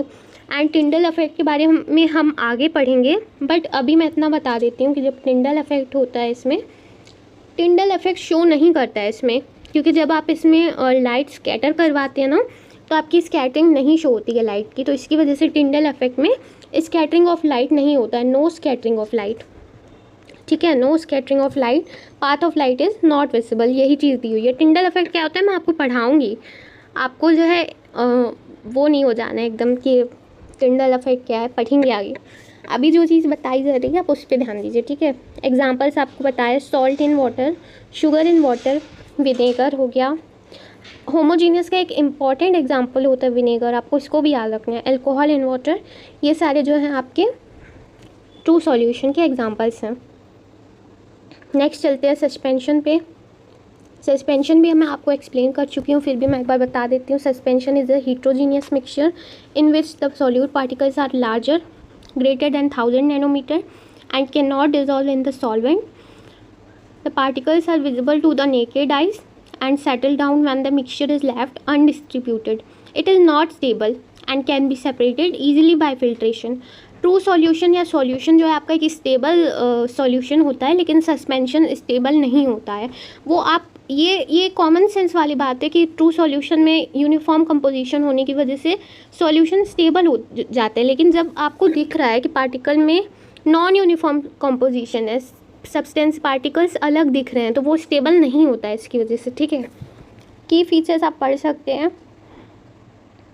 Particles are visible to the naked eye, scatter light strongly. अच्छा, टिंडल इफेक्ट में इसका क्या होता है, स्ट्रांगली लाइट को स्कैटर करता है। क्यों करता है ये मैं आपको आगे बताऊंगी जब टिंडल इफेक्ट को डिटेल में पढ़ेंगे। अभी के लिए आपको ये बस याद रखना है कि ट्रू सॉल्यूशन में जो है बिल्कुल आपको लाइट का पाथ विजिबल नहीं होता है, लेकिन जब आप सस्पेंशन पढ़ते हैं, सस्पेंशन में टिंडल इफेक्ट पढ़ते हैं तो बहुत ही स्ट्रॉन्ग केटरिंग होती है, ठीक है। पार्टिकल्स का साइज, इसीलिए मैं बार बार कह रही हूँ कि बहुत मैटर करता है, आपको आगे के लिए याद रखना है, क्योंकि टिंडल इफेक्ट में आप यही पढ़ते हैं डिटेल में। अब आप देखिए कि एग्जांपल्स क्या होंगे सस्पेंशन के। मड इन वाटर जो हमने हेट्रोजीनियस में डिस्कस किया, sand in water, chalk in water and flour in water, ठीक है।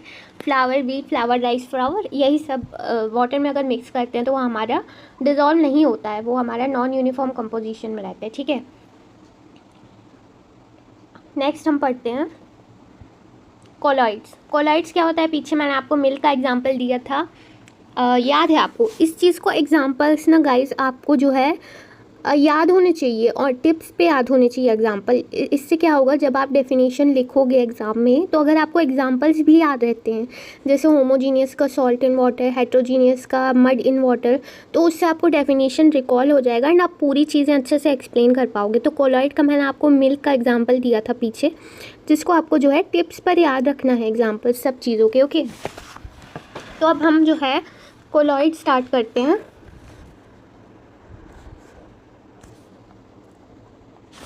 A colloid is a heterogeneous mixture in which the particles are intermediate in size. Size मैंने आपको बताया था पीछे, बार बार मैं ये चीज़ बोल रही हूँ, टिंडल इफेक्ट में काम आएगी। 1 nanometer to 1000 nanometer. These particles do not settle down on standing and cannot be separated by ordinary filtration. Though the mixture appears homogeneous, it actually consists of two phases. Colloids show the Tyndall effect. देखिए, जब आप milk को देखते हैं तो क्या आपको पता चलता है ये चीज़ कि मिल्क जो है एक हेट्रोजीनियस मिक्सचर है? नहीं पता चलता है। वो भी कैसा लगता है, होमोजीनियस के जैसे ही। जैसे आप सॉल्ट में वाटर देखते हो आपको नॉन यूनिफॉर्म कंपोजिशन दिखती है, वैसे ही आप मिल्क को भी देखोगे तो आपको यूनिफॉर्म कंपोजिशन दिखती है, ठीक है। फॉग को आप जब क्लाउड्स को देखते हो तब भी आपको जो है यही लगता है कि एक यूनिफॉर्म कंपोजिशन है। स्मोक को आप देखते हो यही लगता है कि यूनिफॉर्म कंपोजिशन है। स्टार्च सॉल्यूशन को देखोगे तो आपको ये चीज़ पता भी नहीं चलेगी कि नॉन यूनिफॉर्म कंपोजिशन है, बट एक्चुअल में जब हम इसको माइक्रोस्कोप के अंदर देखते हैं तो हमें पता चलता है कि एक्चुअल में ये एक होमोजीनियस मिक्सचर नहीं है, ये एक हेट्रोजीनियस मिक्सचर है, ठीक है। तो इसीलिए हम मिल्क को जो है एज अ कोलॉइड कंसीडर करते हैं, हम उसको होमोजीनियस मिक्सचर नहीं कंसीडर करते हैं, क्योंकि इसमें जो है डिफरेंट पार्टिकल्स होते हैं एंड इसका नॉन यूनिफॉर्म कंपोजिशन होता है। इसके जो पार्टिकल्स हैं वो सेटल डाउन नहीं होते हैं नीचे, जैसे कि मैंने आपको बताया सस्पेंशन में पार्टिकल सेटल डाउन हो जाते हैं मड इन वाटर में, बट कोलॉइड में पार्टिकल सेटल डाउन नहीं होते हैं। पार्टिकल व्यू में आप देख सकते हो कैसे लगते हैं पार्टिकल्स, और जो ऑर्डिनरी फिल्ट्रेशन है उससे आप इसको सेपरेट नहीं कर सकते हो। वेयर एज जब आप सस्पेंशन की बात करते हो तो उसमें आप ऑर्डिनरी फिल्ट्रेशन से सेपरेबल कर सकते हो। नेक्स्ट अगर आप टिंडल इफेक्ट की बात करोगे तो टिंडल इफेक्ट में मैंने आपको बताया था सस्पेंशन में स्ट्रांगली स्कैटर करता है, बट यहाँ पे मॉडरेट स्कैटरिंग होती है। Part of light is visible होता है, पार्ट ऑफ लाइट वहाँ पर भी विजिबल होता है सस्पेंशन में भी, बट यहाँ पर मॉडरेट स्कैटरिंग होती है। एंड सस्पेंशन में बहुत ज़्यादा स्ट्रॉन्ग जो है स्कैटरिंग होती है। की फीचर्स आप पढ़ो, particle size is 1 nanometer to 1000 nanometer, ठीक है। इंटरमीडिएट होता है साइज़ पार्टिकल्स का, हेट्रोजीनियस होता है, अपीयर्स एज होमोजीनियस, 2 फेजेस होते हैं, dispersed phase and dispersed medium. ये मैं आपको बताऊंगी क्या होता है। ट्रांसलूसेंट होता है, ट्रांसलूसेंट का मतलब आपने क्या पहले पढ़ा होगा। ट्रांसपेरेंट क्या होता है, जिसमें आपको जो है एकदम ट्रांसपेरेंट, वो आपने सुना होगा ना, जैसे ट्रांसपेरेंट टिफ़िन बॉक्सेस होते हैं, ठीक है, तो उसमें आपको जो है अंदर की चीज़ें सारी दिखती हैं। ट्रांसपेरेंट ग्लासेस होते हैं विंडोज़ में, तो आप जो है अंदर बाहर देख सकते हो। लेकिन ट्रांसलूसेंट क्या होते हैं, ट्रांसलूसेंट वो होते हैं जिसमें आप सेमी ट्रांसपेरेंट होते हैं, जैसे कि आपको मतलब थोड़ा सा व्यू दिखता है, पूरे तरीके से क्लियर नहीं होता है। या जो विंडोज़ के ग्लासेस होते हैं, आपने देखा होगा कई ग्लासेस में ऐसा रहता है कि आप जो है अंदर से व्यू देख सकते हो लेकिन बाहर से नहीं दिखता है, उससे हम ट्रांसलूसेंट मटेरियल कहते हैं, ठीक है। Particles are not visible to naked eyes, naked eyes से आप नहीं देख सकते हो, लेकिन माइक्रोस्कोप से आप देखोगे तो आपको यूनिफॉर्म कंपोजिशन नहीं मिलेगा, इसलिए ये हेट्रोजीनियस या कोलॉइड में कंसीडर होते हैं। टिंडल इफेक्ट आपको मॉडरेट शो होगा, ठीक है। Can not be separated by ordinary filtration, ordinary filtration से नहीं सेपरेट किया जा सकता है। अनलाइक सस्पेंशन, सस्पेंशन में ऑर्डिनरी फिल्ट्रेशन से सेपरेबल रहता है, ठीक है। अब देखिए कंपैरिजन दिया हुआ है, कंपैरिजन टेबल में आप देख सकते हैं प्रॉपर्टीज़ दी हुई हैं, फिजिकल प्रॉपर्टीज़ दी हुई हैं, जिसमें मैंने आपको बताया ट्रू सॉल्यूशन होमोजीनियस मिक्सचर होता है, ट्रू सॉल्यूशन होमोजीनियस मिक्सचर होता है। एंड सस्पेंशन एक हेट्रोजीनियस मिक्सचर होता है, कोलॉइड एक हेट्रोजीनियस मिक्सचर होता है। पार्टिकल साइज ट्रू सॉल्यूशन की 1 नैनोमीटर लेस देन 1 नैनोमीटर होती है। सस्पेंशन की जो है particle size greater than 1000 nanometer होती है। कोलॉइड की particle size 1 nanometer to 1000 nanometer होती है। Visibility not visible under the microscope, visible to naked eyes, visible only under microscope. Number of phases 1, 2 और मोर, एंड कोलॉइड में 2 फेजेस है। अच्छा, suspension में 2 और मोर क्यों लिखा हुआ है, आप ये देख सकते हैं। जब आप वाटर में मड या फिर सैंड को मिक्स करते हैं तो आपका जो सैंड होता है वो पर्टिकुलरली ब्रेक होता है और भी पार्टिकल्स में, इसीलिए उसमें 2 और मोर लिखा हुआ है। लेकिन कोलॉइड में मिल्क का जैसे एग्जांपल था, तो उसमें जो है सिर्फ 2 ही फेसेस माइक्रोस्कोप में ऑब्जर्व किए जाते हैं, इसीलिए 2 दिया हुआ है। स्टेबिलिटी हाईली स्टेबल होता है ट्रू सॉल्यूशन, सस्पेंशन अनस्टेबल होता है, एंड कोलॉइड भी जो आपका है स्टेबल होता है।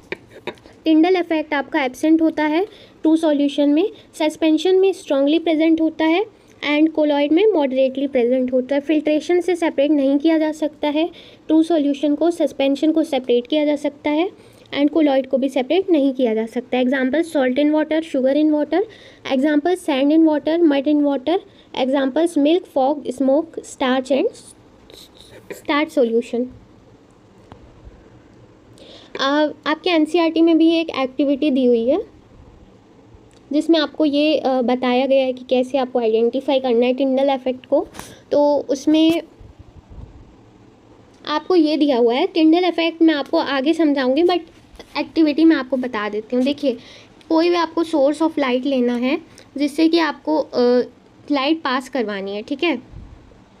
उसमें आपको देखना है अगर सस्पेंशन होगा तो सस्पेंशन में आपका जो है स्ट्रॉन्ग स्कैटरिंग होगा, लेकिन कोलॉइड होगा अगर आप टॉर्च से पास करवाते हैं तो उसमें आपका मॉडरेट स्कैटरिंग होगा। तो जब लाइट दूसरे एंड पे पास होके आएगी ना, तो वो मतलब सस्पेंशन के केस में ज़्यादा लाइट शो होगी, ठीक है, इंटेंसिटी ज़्यादा होगी लाइट की, इंटेंसिटी आपको पता है ना।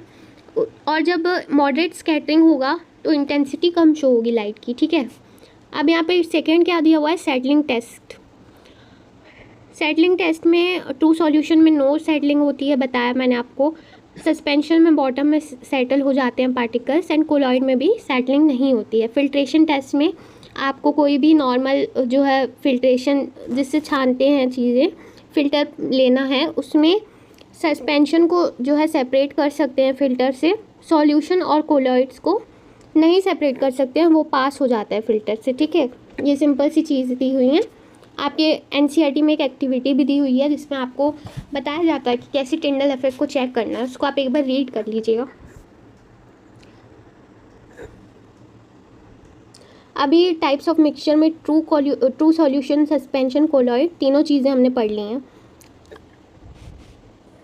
रिमेंबर में क्या लिखा हुआ है ये एक बार देखिए। Particles are very small, do not scatter light and do not settle. Suspension में particles are large, scatter light and strongly settle down. Colloids में particles are intermediate in size, scatter light moderately and do not settle.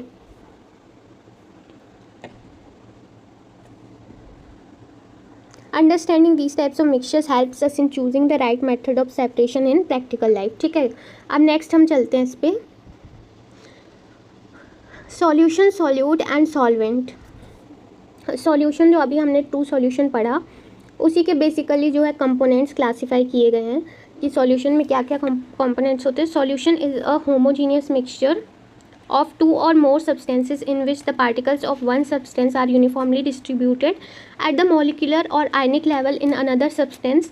It is a single phase system and its component cannot be separated by ordinary physical methods like filtration. For example, salt को अगर solute के जैसे लेते हैं, water को solvent लेते हैं, तो एक salt solution प्रोड्यूस होता है, ठीक है। की कैरेक्टरिस्टिक्स क्या है, होमोजीनियस होता है, सेम फेज होता है, सिंगल फेज में एग्जिस्ट करता है, ट्रांसपेरेंट होता है, dough not settle down in standing, तो स्टेबल होता है, पार्टिकल्स लेस देन 1 नैनोमीटर होते हैं। पार्टिकल्स कैसे होते हैं ये आप देख सकते हैं यहाँ पे। Components can not be separated by filtration, decantation और सेंट्रीफ्यूगेशन। अब फिल्ट्रेशन, डीकेंटेशन और सेंट्रीफ्यूगेशन जो है सेपरेशन टेक्निक होती हैं। इसी चैप्टर में आपको आगे चल के पढ़ना है कि सेपरेशन टेक्निक्स कौन कौन सी होती हैं, ठीक है। नेक्स्ट हम पढ़ते हैं नेक्स्ट कंपोनेंट कौन सा होता है। नेक्स्ट कंपोनेंट सॉल्यूट होता है। The substance that is present in a solution in a smaller amount is called a solute. जब आप सॉल्यूशन प्रिपेयर करते हो तो सॉल्वेंट में जो सॉल्यूट डालते हो ना वो स्मॉलर अमाउंट में रहता है और सॉल्वेंट जो है वो लार्जर अमाउंट में रहता है, तो वही चीज़ यहाँ पे दी हुई है। The substance that is present in a smaller amount is called the solute. It gets dissolved in the solvent. It may be solid, liquid or gas. It is the dispersed phase in a solution. It determines the nature of the solution. ठीक है, salt, NaCl in water, ink in water, CO2 in water, ये सारे examples हैं solute के। Next हम चलते हैं solvent की तरफ। सॉल्वेंट क्या होता है? The substance present in a solution in larger amount is called solvent. It dissolves the solute. It is the dispersing medium. Usually determines the physical state of the solution. Present in greater amount than the solute. It can be solid, liquid or gas. Example, आपका जो solvent रहता है major ज़्यादातर cases में जो है वो liquid ही लिया जाता है। जब भी आप कोई केमिकल रिएक्शन करवाते हो, देखिए सॉल्ट होता है, वाटर होता है, इथेनॉल होता है and air in air pollution, ठीक है। ये सारे आपके सॉल्वेंट के एग्जाम्पल्स होते हैं। नेक्स्ट हम चलते हैं particle level representation. Solute particles, solvent particles and solution के पार्टिकल्स को आप देख सकते हैं कैसे व्यू करते हैं, तीनों में क्या डिफरेंस रहता है। एंड कंसंट्रेशन के लिए मैं आपको बता देती हूँ कंसंट्रेशन क्या होता है, ये थोड़ा इंपॉर्टेंट है, इस पर आपको ध्यान देना है। देखिए, जब किसी सॉल्वेंट में जो है अमाउंट काफ़ी ज़्यादा कम होता है सॉल्यूट का, और सॉल्वेंट में किसी सॉल्यूशन में जब आपका जो है सॉल्यूट का अमाउंट ज़्यादा होता है, सॉल्यूट का अमाउंट कम होता है और सॉल्वेंट का अमाउंट ज़्यादा होता है, तो उसे हम क्या कहते हैं? Dilute solution. लेकिन अगर किसी सॉल्यूशन में सॉल्यूट का अमाउंट ज़्यादा होता है, ये देखिए ये लिखा हो large amount of solute in given amount of solvent, और सॉल्वेंट में अगर सॉल्यूट का पार्टिकल्स जो है ज़्यादा होता है तो उसे हम क्या कहते हैं? कॉन्सेंट्रेटेड सॉल्यूशन, ठीक है। रियल लाइफ एग्जाम्पल्स क्या होते हैं सॉल्यूशन के? Salt water, lemonade, antiseptic solution and perfume, ये सारे हमारे रियल लाइफ एग्जांपल होते हैं। एंड आयरेटेड ड्रिंक्स भी जो हैं, CO2 gas as solute, water as a solvent. Aerated drinks जो आपकी कोल्ड ड्रिंक्स रहती हैं उसे हम आयरेटेड ड्रिंक्स बोलते हैं। ये सारे रियल लाइफ एग्जांपल्स होते हैं, ठीक है। Remember, solute dissolves, solvent solves, solution results, ये लिखा हुआ है। की टेक अवे आप सारे रीड कर लीजिएगा। तो अभी तक देखिए हमने क्या पढ़ा। स्टार्टिंग में हमने डिस्कस किया मैटर क्या होता है। मैटर के दोनों हमने क्लासिफिकेशन डिस्कस किए। सबसे पहले क्लासिफिकेशन आपका था प्योर सब्सटेंसेस, दूसरा था मिक्सचर्स। हमने पर्टिकुलरली इस चैप्टर में मिक्सचर्स की ही बात करनी है, तो हमने मिक्सचर्स के दो क्लासिफिकेशन फर्दरली और ज़्यादा क्लासीफाई किए, जिसमें था होमोजीनियस एंड हेट्रोजीनियस। होमोजीनियस में हमने और उसके टाइप्स पढ़े। होमोजीनियस के क्या टाइप्स थे हमने ये पढ़ा। उसमें हमने होमोजीनियस का सॉल्यूशन लिया एंड हेट्रोजीनियस का हमने लिया कोलॉइड्स एंड सस्पेंशन। हम इन तीनों के बारे में डिटेल में पढ़ रहे थे।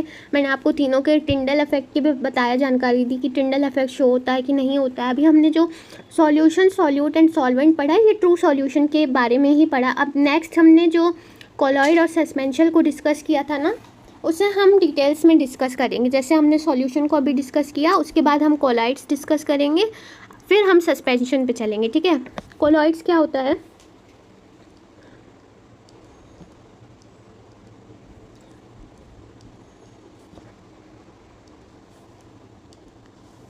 ये देखिए colloids is a heterogeneous mixture in which the dispersed particles are intermediate in size.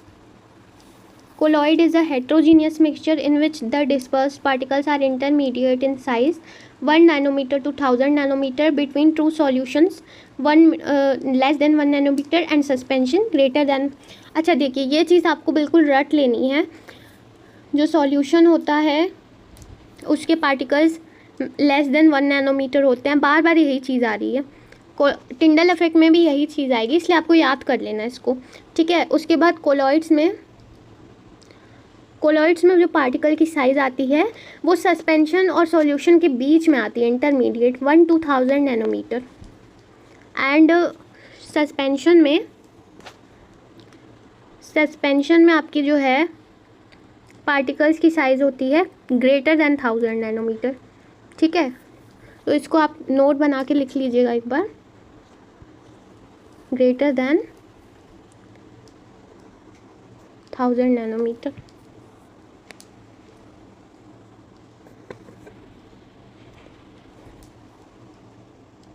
Important characteristics, heterogeneous mixture, particle size intermediate होती है, विजिबल अंडर माइक्रोस्कोप, ठीक है। Particles do not settle down, ordinary filtration से not separable, Tyndall effect से show करता है ये। Brownian movement आपके सिलेबस में नहीं है, ब्राउनियन मूवमेंट। मिल्क है एग्जांपल, फॉग है, स्मोक है, स्टार्च सॉल्यूशन है। पार्टिकल साइज़ यही जो मैंने आपको बताया, ट्रू सॉल्यूशन का लेस देन 1 नैनोमीटर, कोलॉइड का इंटरमीडिएट होता है, सस्पेंशन का ग्रेटर साइज होता है।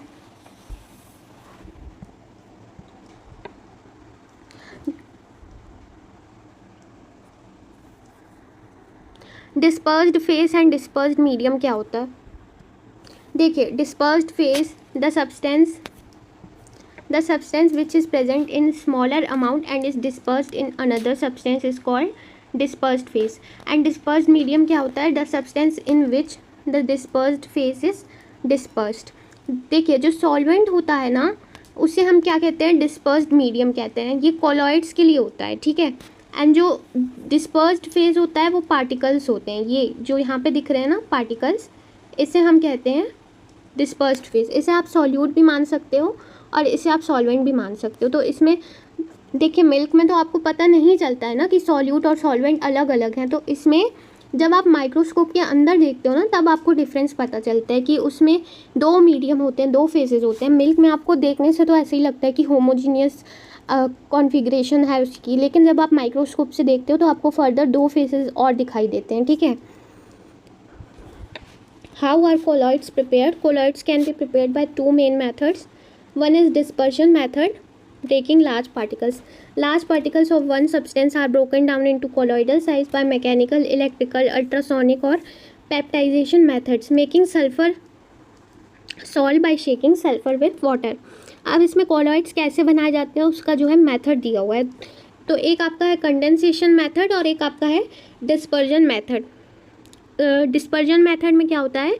लार्ज पार्टिकल्स को स्मॉल पार्टिकल्स में ब्रेक करके किसी भी मैकेनिकल, इलेक्ट्रिकल या अल्ट्रासोनिक या पेप्टाइजेशन मेथड से ब्रेक करके पार्टिकल्स को कोलॉइड्स बनाते हैं। कंडेंसेशन मेथड में क्या होता है, building small particles, small molecules और ions are combined together to form colloidal particles by chemical reactions, change of solvent etcetera. Example, making ferric hydroxide solution by mixing ferric chloride and water. अब इसमें क्या हो रहा है, दो substances को further mix करके बनाया जा रहा है, तो इसे कहते हैं कंडेंसेशन मेथड। डिस्पर्जन में जो लार्ज पार्टिकल्स हैं उसको ब्रेक करके कोलॉइडल जो है कोलॉइड्स बनाया जा रहा है आपका, उससे क्या कहते हैं, डिस्पर्जन मेथड। ठीक है, example, sulphur solution bye shaking sulphur with water. इसमें आपका जो है सल्फर सॉल्यूशन बनाया जाता है। सल्फर और वाटर को जब आप शेक करते हो ना तो वो ब्रेक होता है पार्टिकल्स में, उससे आपको कोलॉइड फॉर्म होता है, तो उसे डिस्पर्जन मेथड बोलो। लेकिन कंडेंसेशन में क्या होगा, स्मॉल पार्टिकल्स जो हैं वो ऐड होके एक नया सॉल्यूशन बनाएंगे। ठीक है, उसमें क्या हो रहा था, ब्रेक हो रहा था। यहाँ पे क्या होगा, जब आप क्लोराइड और वाटर को मिक्स करोगे ना तो फेरिक हाइड्रोक्साइड सॉल्यूशन बनेगा। इसे आप क्या बोलते हैं, कंडेंसेशन मेथड। तो इन दो तरीक़ों से आप जो है कोलॉइड्स को प्रिपेयर कर सकते हो। Milk, whipped cream and jelly, smoke, fog clouds, mist etcetera, ये सारे आपके एग्जाम्पल्स होते हैं कोलॉइड्स के। टिंडल इफेक्ट क्या होता है, Tyndall effect, when a beam of light is pass through a colloid, the colloidal particle scatter the light in all directions and the part of light becomes visible, this phenomena is called Tyndall effect. ये मैं आपको आगे बताऊंगी क्या होता है Tyndall effect, ठीक है, जब डिटेल में डिस्कस करेंगे। Real life example, sunlight in a forest, headlights in a fog, smoke, beam of light, ये सब टिंडल इफेक्ट के एग्जांपल्स हैं। मेडिसिन भी कोलॉइडल फॉर्म में एग्जिस्ट करती हैं। जो पेंट होता है, जो आपके वॉल्स पे पेंट किया जाता है, वो भी कोलॉइड्स कहलाते हैं। ठीक है, नेक्स्ट चलते हैं सस्पेंशन पे। ट्रू सॉल्यूशन, सस्पेंशन और कोलॉइड्स तीनों हम डिस्कस कर रहे थे। तो ट्रू सस्पेंशन क्या होता है, ये हमने पीछे डिस्कस करा था। ठीक है, इसमें हम देखेंगे सस्पेंशन क्या होता है, ये हमने पीछे पढ़ा है। सस्पेंशन में जो है पार्टिकल सेटल डाउन हो जाते हैं। ठीक है, सस्पेंशन में पार्टिकल्स सेटल डाउन हो जाते हैं जब आप ऑर्डिनरी फिल्ट्रेशन सेपरेट करते हो, सेपरेट हो जाते हैं, नेकेड आई से विजिबल होते हैं। सस्पेंशन आपका हेट्रोजीनियस मिक्सचर होता है। ठीक है, पार्टिकल्स ग्रेटर देन 1000 नैनोमीटर होते हैं, ग्रेटर देन 1000 नैनोमीटर होते हैं। Disperse phase and disperse medium क्या होता है, स्मॉलर अमाउंट में जिसमें जो प्रेजेंट होगा अगर सॉल्यूट, तो उसे हम क्या कहेंगे, डिस्पर्स फेज। देखिए, सॉल्यूट को क्या बोलेंगे, डिस्पर्स फेज बोलेंगे। जो ये पार्टिकल्स दिए हुए हैं सेम आपका कोलॉइड्स के जैसे है। डिस्पर्जन मीडियम आपका क्या होगा, कंटिन्यूस फेज, जैसे कि वाटर हमारा कंटिन्यूस होता है। जो भी कंटिन्यूस, ज़रूरी नहीं है कि यहाँ पे वाटर हो। कंटिन्यूस फेज मतलब क्या होता है कि आपका कोई भी ऐसा फेज जो आपका कंटिन्यूस है, जैसे वाटर हो गया या कोई भी लिक्विड फॉर्म में, लिक्विड जो कि कंटिन्यूस है आपका, जो कि आपका कंटिन्यूस है, तो उसको हम क्या कहते हैं, उसको हम कहते हैं डिस्पर्स मीडियम। ठीक है, example, in muddy water soil particles are dispersed phase and dispersion in water, तो वाटर क्या हो गया, डिस्पर्जन मीडियम हो गया, और सॉइल पार्टिकल्स आपके जो हो गए डिस्पर्स फेज हो गए। ठीक है, टिंडल इफेक्ट शो करता है ये आपको बता चुका है मैंने। कैरेक्टरिस्टिक्स आप एक बार पढ़ लीजिएगा। हेट्रोजीनियस मिक्सचर होता है, particle size greater than 1000 nanometer, visible with naked eyes, particle settle down हो जाते हैं, ऑर्डिनरी फिल्ट्रेशन से सेपरेट हो जाता है। टिंडल इफेक्ट यहाँ पे शो नहीं करता है क्योंकि पार्टिकल साइज जो है बहुत बड़े होते हैं। ठीक है, बाय मिस्टेक मैंने बोल दिया था, यहाँ पे टिंडल इफेक्ट शो नहीं होता है। ब्राउनियन मूवमेंट भी शो नहीं होता है। मडी वाटर हो गया, सैंड इन वाटर हो गया, चॉक इन वाटर हो गया, एग्जाम्पल्स ये आपके रहे। Real life example, wall paint हो गया, real life example, wall paint, some medicine, river water, chalk dust in water, calamine lotion and cement mix. ठीक है, ये सारे आपके जो हैं रियल लाइफ एग्जाम्पल हो गए। नेक्स्ट पे चलते हैं। टिंडल इफेक्ट जो बार बार आ रहा था, अभी हम उसको जो है डिस्कस करने वाले हैं। बहुत इंपॉर्टेंट है गाइस, बहुत इंपॉर्टेंट है। एग्जाम्स में काफ़ी बार डायरेक्ट क्वेश्चन आता है, एक्सप्लेन टिंडल इफेक्ट। बहुत ही ध्यान से आपको पढ़ना है, बहुत एक एक चीज़ अच्छे से पढ़नी है। देखते हैं टिंडल इफेक्ट क्या होता है। तो चलिए हम डिस्कस करते हैं टिंडल इफेक्ट क्या होता है. So guys, have you ever notice that when we enter in a dark room, when sunlight falls in a dark room, what you notice is that the light which is falling in a dark room, जब sunlight dark room में आती है तो आपको दिखता होगा कि वो एकदम पाथ जो है विजिबल होता है. जब सनलाइट डार्क रूम में आती है तो आपको जो है आसपास की चीज़ें नहीं दिखती है, लेकिन सनलाइट का जो पाथ होता है वो एग्जैक्टली दिखता है आपको क्लियरली. और जो स्मॉल पार्टिकल्स होते हैं सनलाइट में वो भी विजिबल होते हैं जब मूव हो रहे होते हैं. सिमिलरली जब आप जो है कोई प्रोजेक्टर लाइट होती है एक डार्क रूम में, अगर आप कोई प्रोजेक्टर लाइट डालते हो उसका भी पाथ आपको क्लियरली शो होता है, आसपास की जो है कोई भी चीज़ें शो नहीं होते हैं. जब आप कोई गाड़ी व्हीकल ड्राइव करते हो और आसपास जो है फॉग होता है एंड जब जो गाड़ी की हेडलाइट्स हैं वो ऑन होती है तो आपको गाड़ी की हेडलाइट्स जो है क्लियरली दिखती है, लेकिन आसपास का जो रास्ता है वो फॉग में नहीं दिखता है. तो एक्चुअली इस फेनोमेनन को क्या बोलते हैं, इसे कहते हैं टिंडल इफेक्ट. तो यही होता है टिंडल इफेक्ट जिसे हम पढ़ने वाले हैं. ठीक है, तो टिंडल इफेक्ट क्या होता है. In a colloid, the particles are large enough 1 nanometer to 1000 nanometer to scatter light. When a beam of light usually pass from a torch or laser pointer is passed through a colloid, the path of light becomes visible due to scattering of light by the colloidal particles. This phenomenon is called Tyndall effect. ठीक है, तो how does Tyndall effect work. ये Tyndall effect work कैसे करता है. Suppose कोई source of light है, जैसे कि यहाँ पे टॉर्च हो गया या फिर कोई भी सोर्स ऑफ लाइट है. ठीक है, जब किसी देखिए टिंडल इफेक्ट कैसे होता है. The colloidal particle acts as tiny obstacle.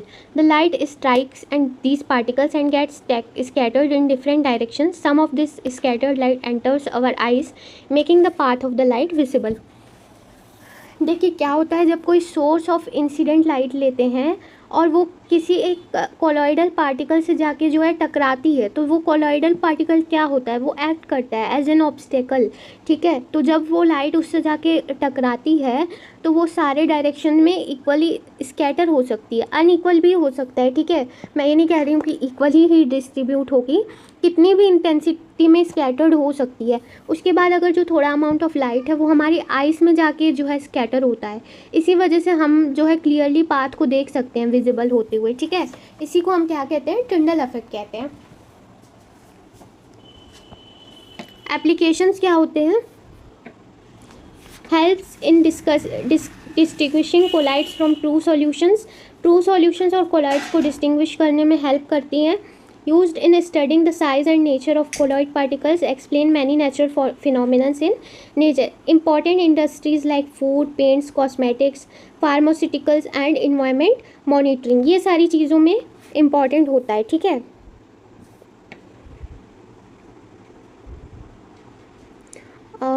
जो तीनों में डिफरेंस है ट्रू सॉल्यूशंस, कोलॉइड और सस्पेंशन में, ये मैं आपको बताऊंगी. टिंडल effects is a scattering of light by colloidal particles. When a beam of light passes through a colloid, it is used to distinguish colloids from true solids. अब देखिए true solution, colloid और suspension में कैसे difference होगा. आप एक चीज़ मुझे बताइए, अगर जो पार्टिकल का साइज़ बहुत ज़्यादा छोटा है, ठीक है, तो क्या आप उसमें से पास करोगे जब लाइट, तो आपको जो है लाइट का आपको जो है रिफ्लेक्शन मिलेगा क्या. जो पार्टिकल्स बहुत ज़्यादा छोटे हैं साइज़ में, मैं क्या बोल रही हूँ, आप दोबारा मेरी बात सुनिए. जैसे कि कोई पार्टिकल्स हैं वो काफ़ी ज़्यादा स्मॉल हैं, ठीक है, साइज़ में ये रहे एकदम बहुत ज़्यादा लेस देन 1 नैनोमीटर है. अगर आप उनसे लाइट को पास करवाओगे तो क्या आपको टिंडल इफेक्ट शो होगा.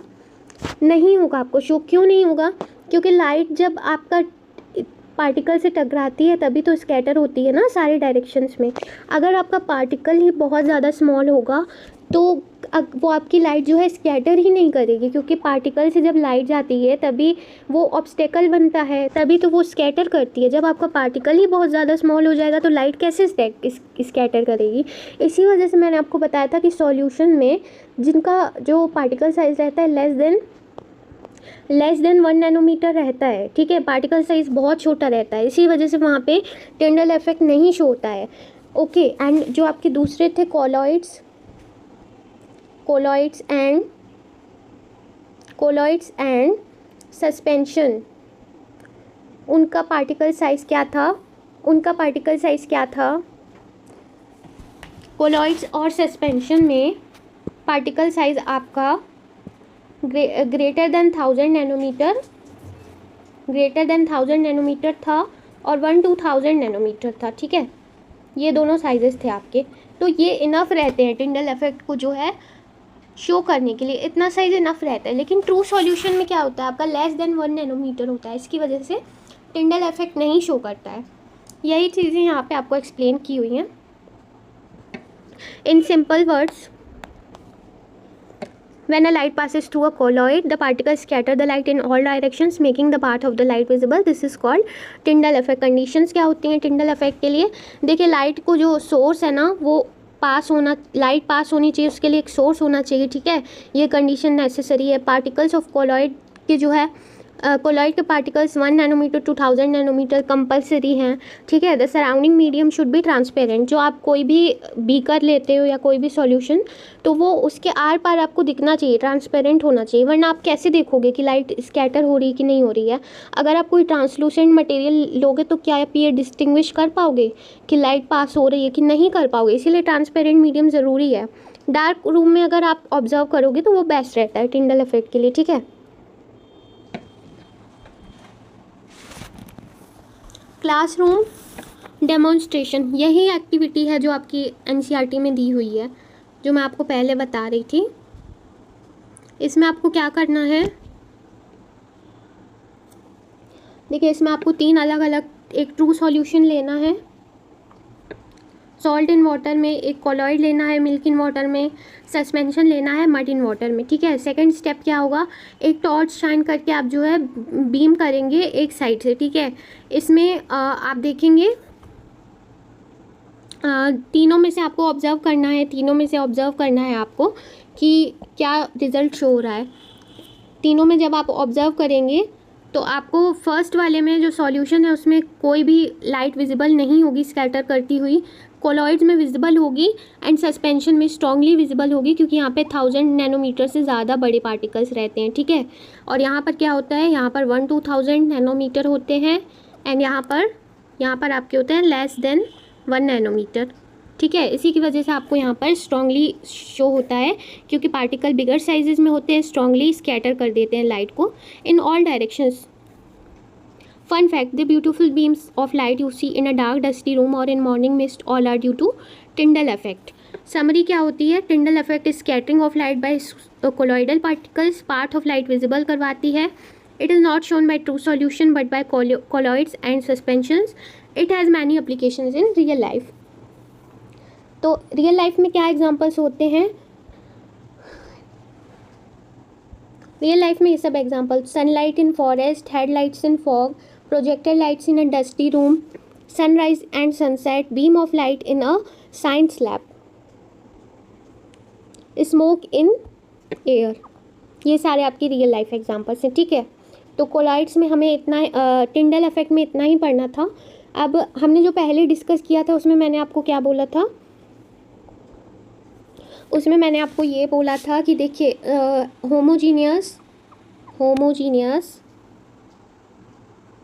होमोजीनियस के जो मैंने आपको टाइप्स बताए थे उसमें एक और टाइप था एलॉयस का, ठीक है। वो हम आगे डिटेल में डिस्कस करेंगे, ठीक है, इसी के आगे। एंड उसके बाद हम जो है सॉल्युबिलिटी फैक्टर और कंसंट्रेशन फैक्टर डिस्कस करेंगे, सॉल्युबिलिटी और कंसंट्रेशन फैक्टर, ठीक है। अभी हमने क्या डिस्कस किया, अभी हमने डिस्कस किया सॉल्यूशन, ट्रू सॉल्यूशन जो कि होमोजीनियस में आता है, कोलॉइड्स डिस्कस करें और सस्पेंशन डिस्कस करा, ये दोनों हमारे हेट्रोजीनियस में आते हैं और ये हमारा होमोजीनियस में आता है। इसके साथ एक और आता था हमारा एलॉयस, जो कि मैंने आपको बोला था अलग से डिस्कस करेंगे। अभी ये तीनों हमने साथ में डिस्कस करे, ठीक है, और ये हम अलग से डिस्कस करेंगे। उसके बाद सॉल्युबिलिटी फैक्टर और कंसंट्रेशन, दो चीज़ें ये बचेंगी, उसको डिस्कस करेंगे।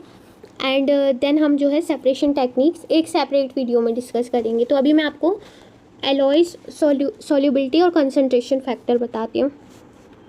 अभी हम जो है एलॉयस को डिस्कस करेंगे, ठीक है। तो हम देखते हैं एलॉयस क्या होता है।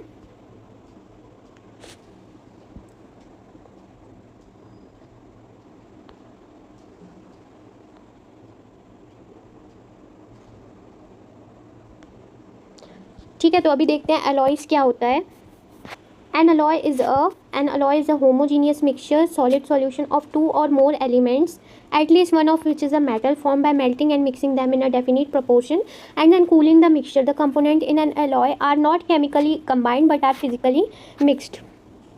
अब केमिकली कंबाइंड और फिजिकली मिक्स्ड, इस चीज़ का क्या मतलब है? देखिए, इसमें ये बोल रहा है कि होमोजीनियस मिक्सचर होता है अलॉयज़। मैंने आपको पहले भी बताया था कि होमोजीनियस मिक्सचर जो है यूनिफॉर्म कंपोजिशन का होता है।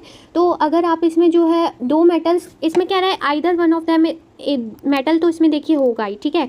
अगर उसके साथ हम नॉन मेटल मिक्स करेंगे तो वो भी एलॉय कहलाएगा, एंड अगर हम मेटल के साथ मेटल मिक्स कर देंगे एक और बार तो वो भी हमारा एलॉय कहलाएगा। लेकिन दोनों में जो है मेटल तो होगा ही, ठीक है। मेटल के साथ हम नॉन मेटल भी ले सकते हैं और मेटल के साथ हम जो है मेटल भी ले सकते हैं। दोनों के कॉम्बिनेशन को हम क्या कहते हैं? एलॉय कहते हैं, ठीक है। अब इसमें क्या कह रहा है कि केमिकली मिक्स नहीं होता है, लेकिन इससे जो है हम फिजिकली मिक्स करते हैं। इसका क्या मतलब है? देखिए, केमिकली मिक्स जब हम करते हैं तो वो तो हो जाता है हमारा कंपाउंड, ठीक है, जो हमने शुरू में पढ़ा था, केमिकली मिक्स हो गया वो। जैसे कि H2O, ये क्या कहा जाता है कि हमने केमिकली मिक्स कर दिया। जैसे कि हमने डेफिनेट प्रोपोर्शन लिया है, 2 हाइड्रोजन के एटम्स लिए हैं और 1 ऑक्सीजन का एटम लिया है, तो ये हमारा केमिकल मिक्सचर हो गया, केमिकली हमने मिक्स किया डेफिनेट प्रोपोर्शन में, ठीक है।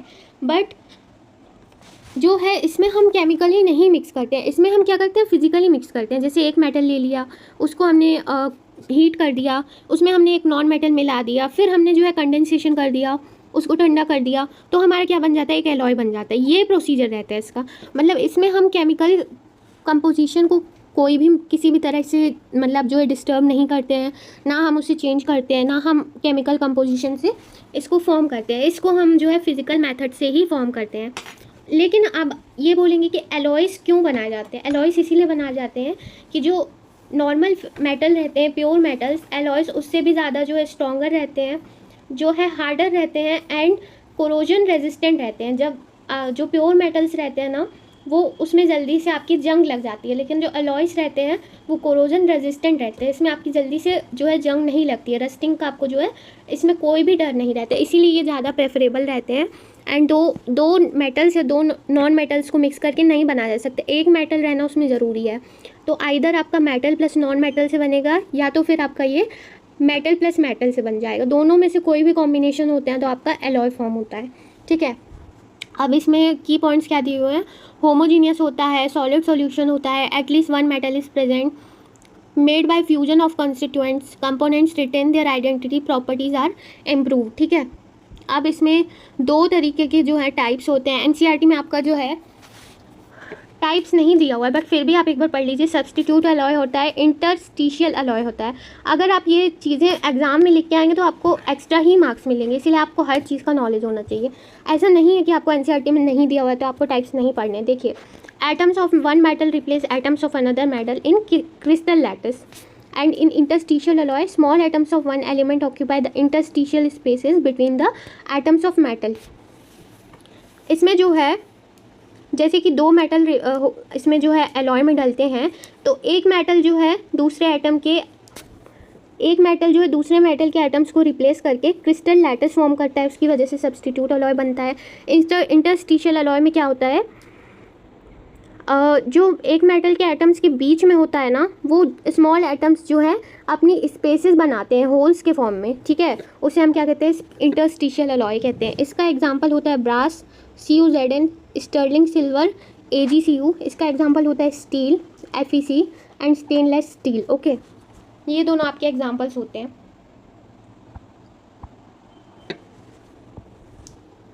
प्रॉपर्टीज़ क्या होती हैं अलॉयज़ की? देखिए, स्ट्रेंथ जो है प्योर मेटल्स की मैंने आपको बताया जनरली सॉफ्टर होते हैं। मैंने आपको ऑलरेडी बताया ना कि इसको क्यों प्रेफर किया जाता है, क्योंकि अलॉयज़ जो है जनरली स्ट्रॉन्गर होते हैं। हार्डनेस जो है जनरली सॉफ्ट होते हैं बट ये हार्डर होते हैं, ठीक है, इसीलिए ये ज़्यादा सुटेबल होते हैं।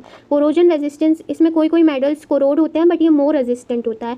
मेल्टिंग पॉइंट इसका लोअर होता है और इसका हायर होता है। अब आपको पता होगा कि जो चीज़ हार्ड होती है या जो चीज़ स्ट्रॉन्गर होती है उसको हमें ज़्यादा टेम्परेचर दे के मेल्ट करना होता है, इसीलिए इसका हायर मेल्टिंग पॉइंट होता है।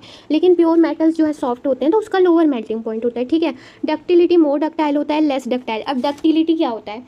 देखिए, डक्टिलिटी जैसे कि हम देखते हैं रबड़ होता है, ठीक है, तो रबड़ हमारे डक्टाइल सब्सटेंस होता है। तो एक सब्सटेंस की कैपेसिटी मतलब कंपेयरली जो है दूसरे सब्सटेंस से, जैसे कि आपका जो हार्डर सब्सटेंस होगा ना वो लेसली उसमें पॉसिबिलिटीज़ कम होगी कि वो रबर में कन्वर्ट हो सके, लेकिन जो कंपैरेटिवली सॉफ्टर सब्सटेंस होगा वो ज़्यादा डक्टाइल होता है, ठीक है, वो रबर लाइक सब्सटेंस होता है। लेकिन लेस डक्टाइल कौन होगा? जो ज़्यादा हार्डर होगा, ठीक है, इसीलिए ये लेस डक्टाइल होता है। इलेक्ट्रिकल थर्मल कंडक्टिविटी हायर होती है इसकी लोअर होती है। वियर एंड टियर इसमें मोर होता है, इसमें लेस होता है। Why alloys are better? देखिए इसमें यही दिया हुआ है, एलॉयज़ क्यों बेटर होते हैं। Different items disturb the layers and prevent slipping. Distortion lattice makes it difficult to slide over each other. Alloying protects the metal from reacting with moisture. Stronger bonding requires more energy.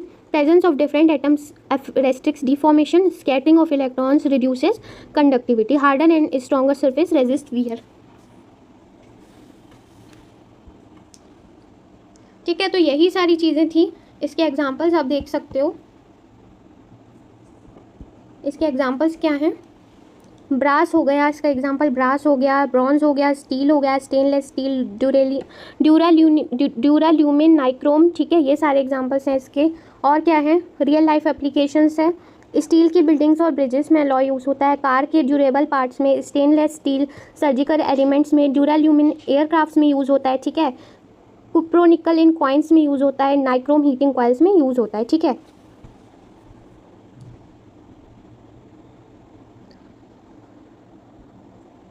Next हम देखते हैं concentration terms क्या होते हैं। देखिए concentration tells us how much solute is present in a given amount of solution. Suppose एक solution है हमारे पास, अगर हमें पता करना है कि उसमें कितना अमाउंट ऑफ सॉल्यूट है, ठीक है, एक गिवन अमाउंट ऑफ सॉल्यूशन है, सपोज 100 ml सॉल्यूशन है, 100 ml ऑफ सॉल्यूशन है, अगर हमें उसमें बताना है कि कितना अमाउंट ऑफ सॉल्यूट प्रेजेंट है, उसके लिए हमें जो है कंसंट्रेशन टर्म्स की रिक्वायरमेंट होती है, ठीक है। आपके सिलेबस में 3 तरह के फॉर्मूले दिए हुए हैं जिससे आप कंसंट्रेशन पता कर सकते हैं। कौन से तीनों तरीके के फॉर्मूलाज हैं मैं आपको बताती हूँ। मास of solute in 100 gram of solution.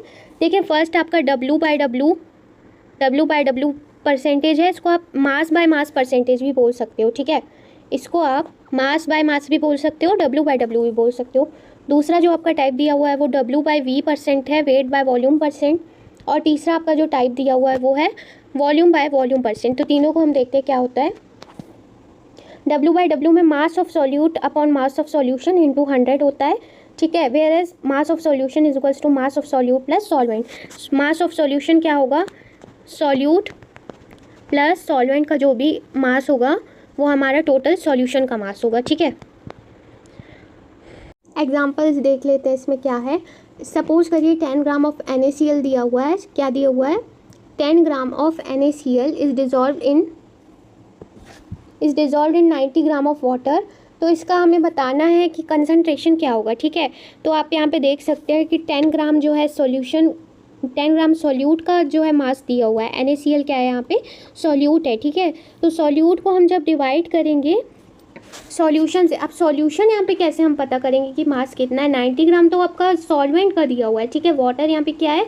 Solvent है। अब 90 ग्राम को आप जब 10 ग्राम से ऐड करेंगे तो टोटल आपका 100 ग्राम आएगा। ये आपका सॉल्वेंट है, ये आपका सॉल्यूट है। इन दोनों को जब आप ऐड करेंगे तो सॉल्यूशन का आपको मास मिल जाएगा, ठीक है। तो ये आप फॉर्मूले में पुट कर देंगे, इस वाले फॉर्मूले में। जब मास of solute 10 gram upon 100 gram into 100 करेंगे तो आपको 10% कॉन्सेंट्रेशन सॉल्यूशन का मिल जाएगा, ठीक है। सिमिलरली आप जो है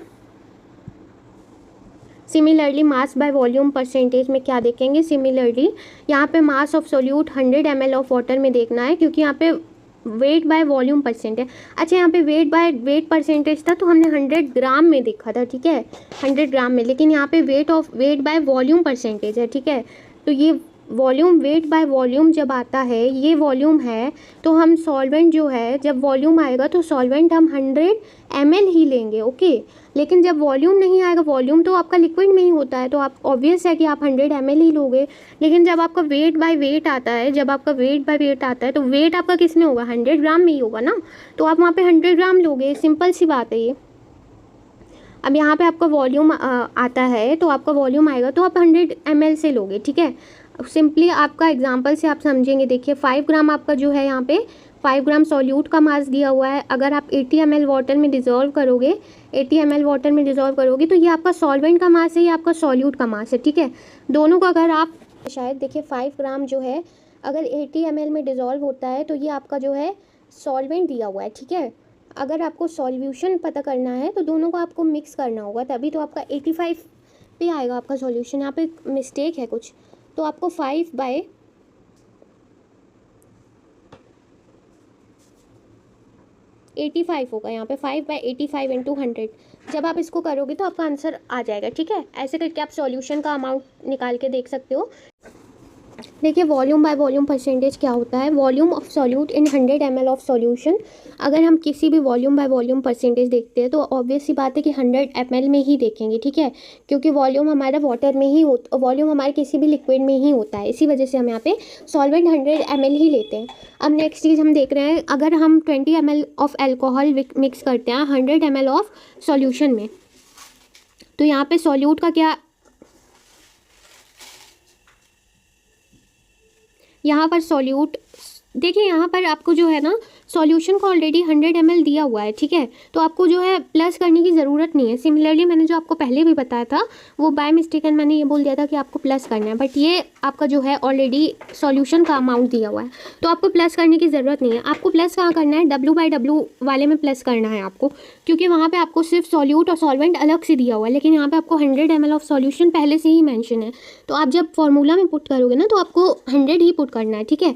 सिमिलरली जब आप यहाँ पे भी पुट करोगे, इस वाले केस में भी जब आप पुट करोगे तो आपको जो है एज इट इज़ 80 ml ही पुट करना है सॉल्यूशन में, आपको प्लस करने की ज़रूरत नहीं पड़ेगी। इसमें थोड़ा सा कन्फ्यूज़न हो गया था, तो आपको जो है अभी मैंने क्लियर कर दिया कि आपको जो है वेट बाय वेट वाले में ही सिर्फ जो है सॉल्यूट प्लस सॉल्वेंट